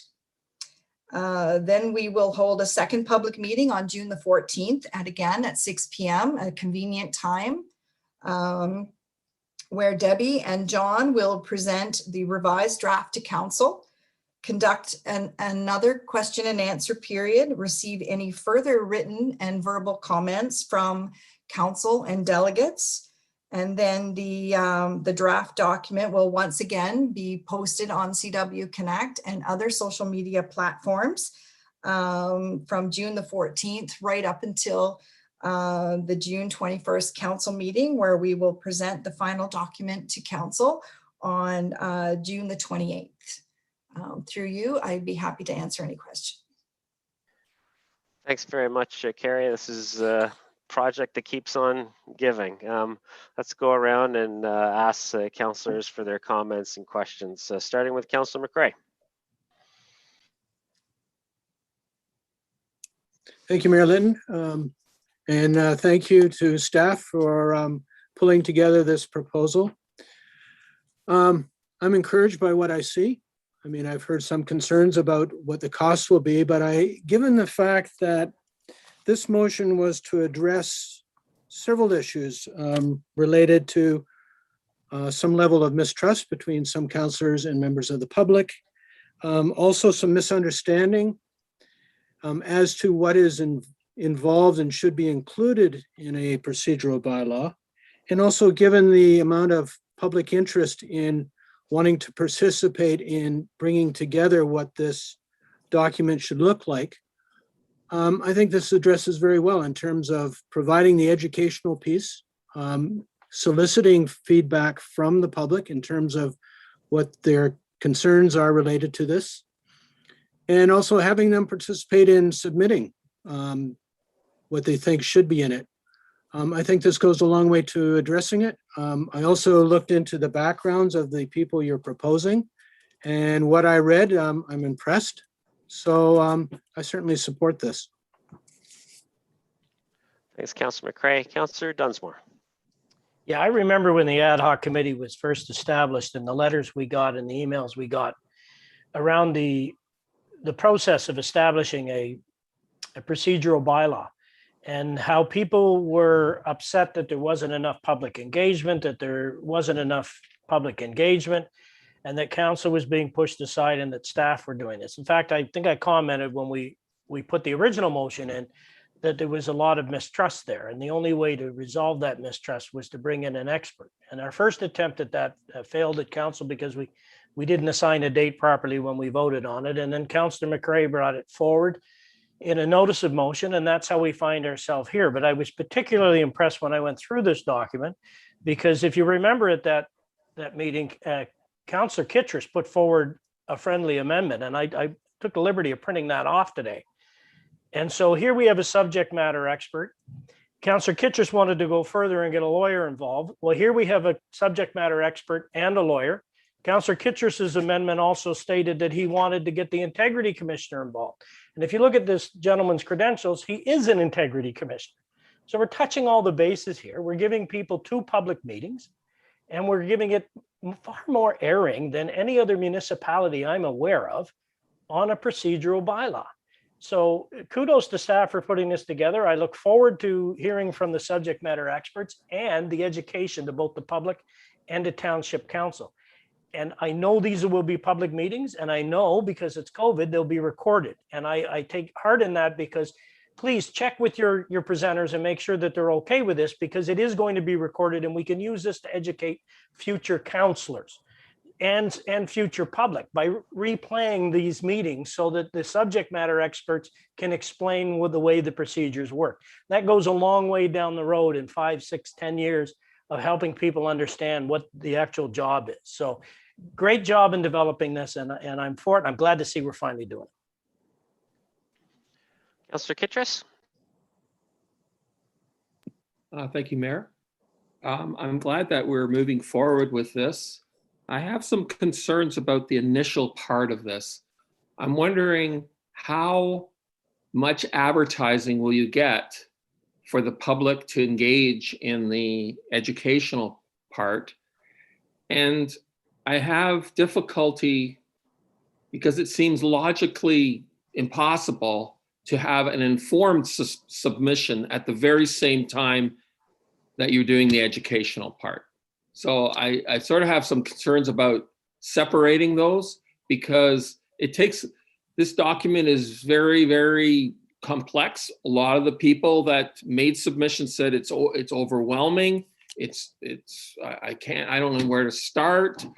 And so how are you going to get informed submissions at the very, like within 30 minutes of receiving the information? It's almost impossible. And so what will happen is you'll get people that will maybe make submissions, but they won't be accurate. And that happened previously because they weren't informed. And so I think that there needs to be a little extra step here. I think that we need to, first of all, know that we'll get lots of submissions in the beginning. And secondly, that we have a break between the educational and being able to submit the first submissions by the public, because they need to digest the educational part of it before they can make a good submission. That's the only way you're going to get quality submissions, which is really what you would want to seek with public engagement. So those are and because I see that need a little bit more time in the beginning, it'll change all the timeline for the rest of it. And I don't see how you could logically get good submissions within half an hour of being informed. Councillor McElwain. I had the same concern as Councillor Kittredge pretty much. I looked at the May 10th and then tentatively the first meeting of the consultation team and the ad hoc committee, et cetera, is May the 12th. So there's no window in there at all to submit submissions except the night of the meeting. And that really is, as Steve pointed out, very difficult to do. I know that when I go to a public meeting, I take the messages home with me and think about what I'm submitting before I send it in. And I just find that timeline, overall, the steps are excellent. I highly support the various steps that we're going through. It's just that really short timeline at the front that concerns me. Carrie? Yes, through you, Mayor Linton, and I'd like to explain why we are doing it this way. The educational workshop is not only for the benefit of council, but it is for the benefit of the public as well. And a good education and a good presentation, then followed by a public meeting is we call it a public meeting because that's what we call it, but we're actually trying to engage in the public so that they can ask questions of the consultants, they can seek clarification, they can make submissions and delegations, they don't necessarily need to be commenting on anything. It's more of an engagement with the consultants. It can be a question and answer. It can be clarification. It can be a dialogue. We'd like to have it that formal. And then taking some time after that meeting for them to prepare their submissions. I think there are at least 3 opportunities for them to make submissions that we will consider prior to bringing the bylaw forward, and through different avenues. But that first initial education and public meeting is not necessarily to receive anything from them other than open the dialogue, open the forum to allow them to engage with the consultants and with the experts as well as council. So it isn't necessarily intended for them to have written submissions at that time. It's more of an engagement, a dialogue, and then there is ample time between that meeting and throughout the month of May and most of June, to be perfectly honest with you, for them to submit and have more engagement with the consultants. There is a second meeting, and at that second meeting is likely where we will receive more written submissions, where perhaps there were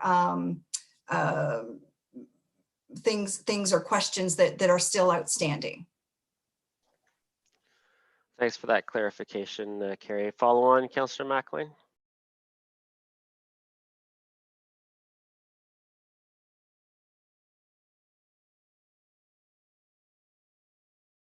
Councillor McElwain, you're still muted.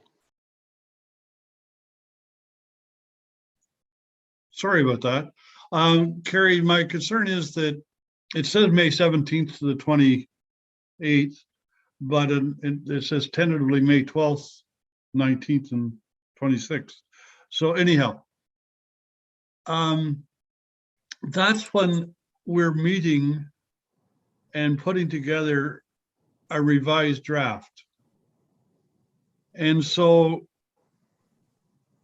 comments coming back from the public really are important to that step. And so I think we need to have time between those first 2 steps to get the comments to create the revised draft. Not, you're right, we have, it can go on until June or whatever, but it's those first two weeks is when we're going to have we're going to create the revised draft. So I really do think that it would be good to have at least a week between our educational workshop / public meeting and the first meeting of the ad hoc committee and the consultants team. Carrie? Through you, Mary, those are simply tentative dates that we know. We do not know the availability of the experts during that time period, and things may shift in there due to availability. But we really wanted to keep it on track and keep it focused. And if we lead it into July when there are holidays and people away, it becomes far more difficult to solicit comments and respond.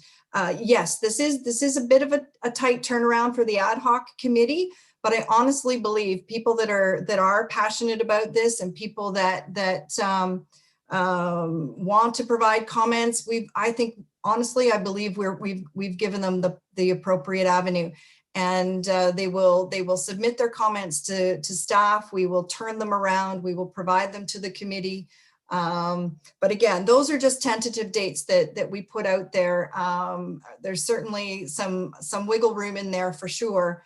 And we do intend to reach out to the people that had submitted comments prior to, and provide them with the opportunity to resubmit again. I think just to close this off, staff have heard the concern with the turnaround time, and we'll make sure that, and they'll make sure they build that into the process so people have enough time to respond to it. It looks to me like it's already has a week slated there, but I think staff have heard that direction from council. Councillor Van Leeuwen. Thanks through you, Mayor.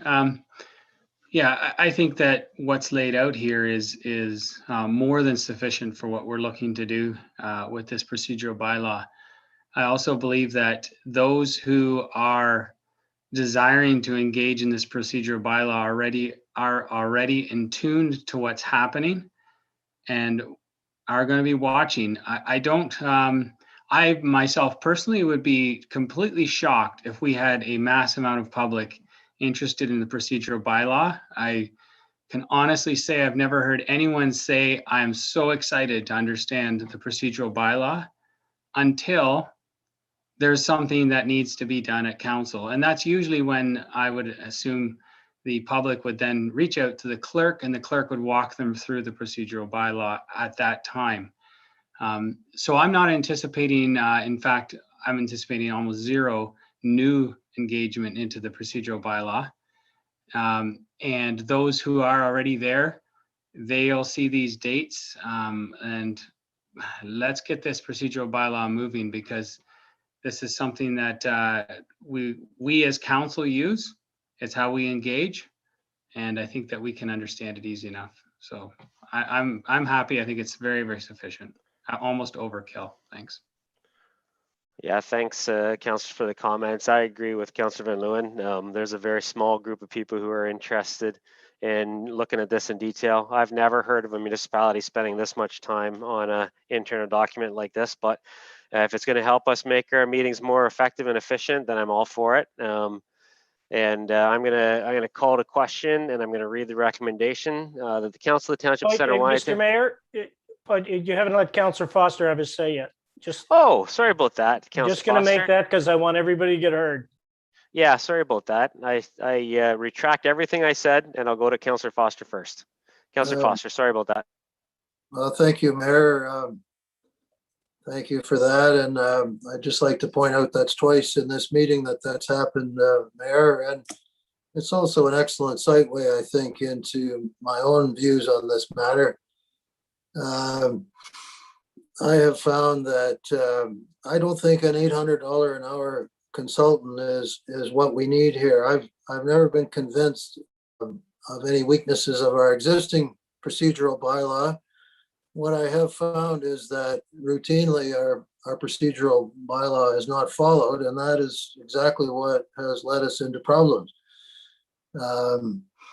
Last week, for example, even a mere thing of approving an agenda, the vote was called with no discussion on it.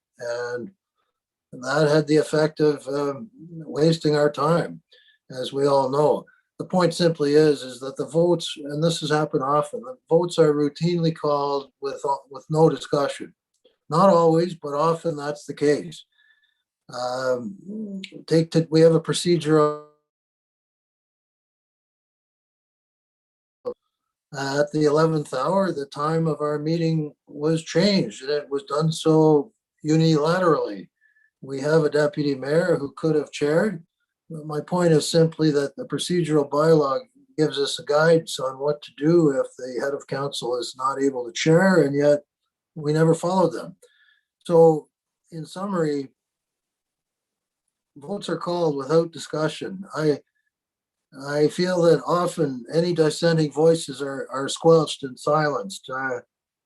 Voices who raise matters, as I did at the Growth Committee. I raised growth matters at the Growth Committee. And when those voices are silenced, you're going to have problems that no $800 an hour consultant is going to resolve. I'm not in favor of doing this. We struck a committee to look at this issue, and you were doing a good job, quite frankly. You're halfway through and the plug was pulled. So I'm totally not in favor of spending this kind of money on this kind of issue when the real problem here is the procedural bylaw we have is often ignored. Yeah, I just want to make a couple comments there because there's a number of things that were raised that I just can't just leave. I don't think there'd be too many people who have the privilege of watching our council meetings that think that debate is cut off in this council. We have the longest council meetings with the most discussion and the highest number of people, of councillors going back and forth of any council in the county by far. You know, I don't think if you look at the video of the Healthy Growth Committee, for example, anybody would have said that that a councillor was being cut off, because that's the only person basically I heard for 80% of the meeting. So we do need a procedural bylaw, and one of the reasons why is to make these council meetings more efficient. According to our procedures bylaw right now for council meetings, each member of council should be speaking once to every item.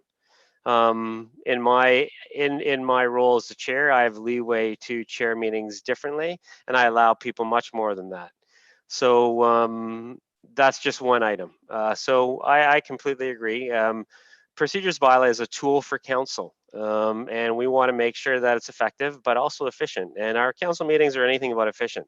And it's definitely the issue that we have is not allowing councillors to speak. It's making sure that we're speaking to the issue at hand and the item that's on the agenda. And if there's any tools that we can have to make sure that our meetings are more efficient and stay on topic, then let's get that done, and let's get it done by people who know what they're doing, with input. So I'm looking forward to going through this process.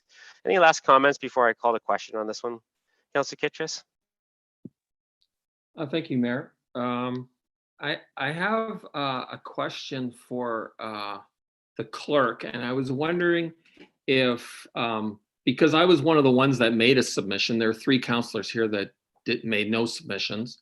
When I was working through the draft procedural bylaw, I was wondering if we could get the working documents of the clerk for the sources, because when she claimed that they were from different municipalities, I basically printed all their procedural bylaws and went through them line by line, but I didn't finish that because I couldn't do it.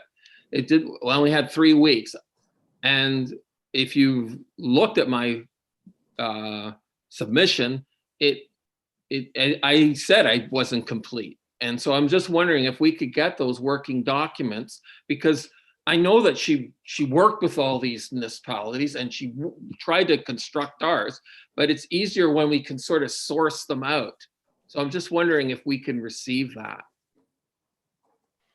Through you, Mayor Linton, I do not have a working copy. We work together as a group, and that being Lisa Devlin and I, and we had our original documents and we put forward a draft. I do not have any working prior to the draft that I presented to council. I do not have any working drafts.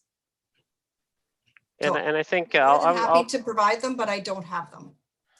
Well, we also have to think about what council should have, like operational documents. Our staff have all kinds of operational documents that aren't for council. They're operational detailed documents. When they come to a report for council, that's when they're there for council's consideration.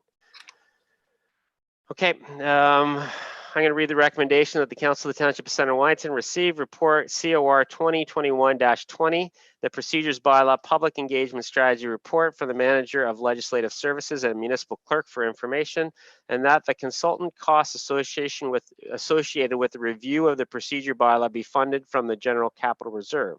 I have a mover for that, please. Councillor McCray, seconded by Councillor Dunsmore. All in favor? Opposed? And that carries. Thank you very much. Hopefully we can get this project completed.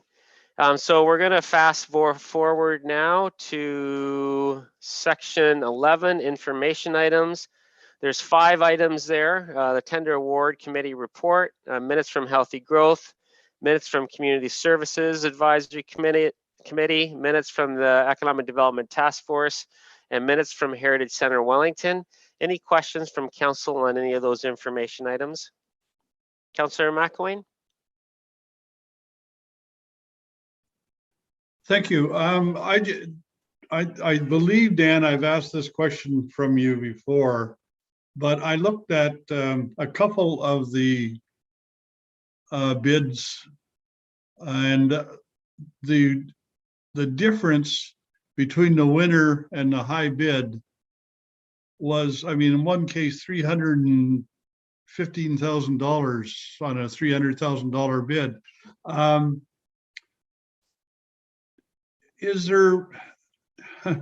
Is there something, are they not understanding it? Or do we run into a situation where we take the low bid that we're going to get hit with delays and over budget? Or I'm just curious because there's such a huge difference and they're all in the same business. So I just find it, in that one in particular, they're 4 out of the 5 or 4 out of the 6 or 7 were considerably higher than the winner. So I just wonder about those, and do we do some kind of double checking to make sure we're not going to get hit with an over budget situation? Yeah, Dan? Thank you. Yeah, that's a good question. Through you, Mayor Linton. We definitely have red flags come up when we see such a variance in tender pricing. We obviously check the validity of all tender documents, and if someone is extremely low, we actually reach out to them and make sure that they truly understand the scope of work, and obviously check references before we move forward with anything. We are seeing some extremely low pricing for some construction jobs right now, which is good news for us. I don't know if Colin wants to elaborate further on that, but we're definitely doing our due diligence on these before we make any awards. Just a commentary on that. The county's seeing the same thing with some of the tenders coming in a lot at really good pricing right now for some reason. Yeah, and what we've heard, there's just not as much work out there this year. Could be, fallout of COVID, but a lot of the GTA municipalities just don't have the volume of work, construction work, that they would in a normal year. So that's why we're seeing a lot of kind of GTA based contractors bidding on our work. And as Dan said, we're quite comfortable with the award, the awards that we've made. We've checked references. These are competent, qualified contractors that do this type of municipal work. So we're very comfortable with awarding to these low bidders based on that background research. Councillor Kittrus? Thank you, Mayor. I just have to say that I was very pleased with all the bids. I thought they were, and it's good to know that I do think that the COVID probably and on the slowdown of budgets was probably helpful for that. But the staff did a great job getting the lowest bids. Thank you. Okay, section 13, bylaws. We have a recommendation that bylaws 2021-17 through 2021-21 be read a first, second, and third time and passed, signed by the mayor and clerk, and the corporate seal affixed. Mover for that, please. Councillor McElwain, second by Councillor Dunsmore. All in favor? That's carried. I have a bylaw to confirm the actions of council. That bylaw 2021-22 to confirm the proceedings of council at its meeting held April 26, 2021 be introduced a first, second, and third time and passed in open council. Mover for that, Councillor Van Leeuwen, seconded by Councillor McCrae. All in favor? And that's carried. Motion to adjourn, Councillor Kittrus, seconded by Councillor Van Leeuwen. All in favor? And we are adjourned. Thanks, and have a great rest of the evening. Thanks for all the work, staff.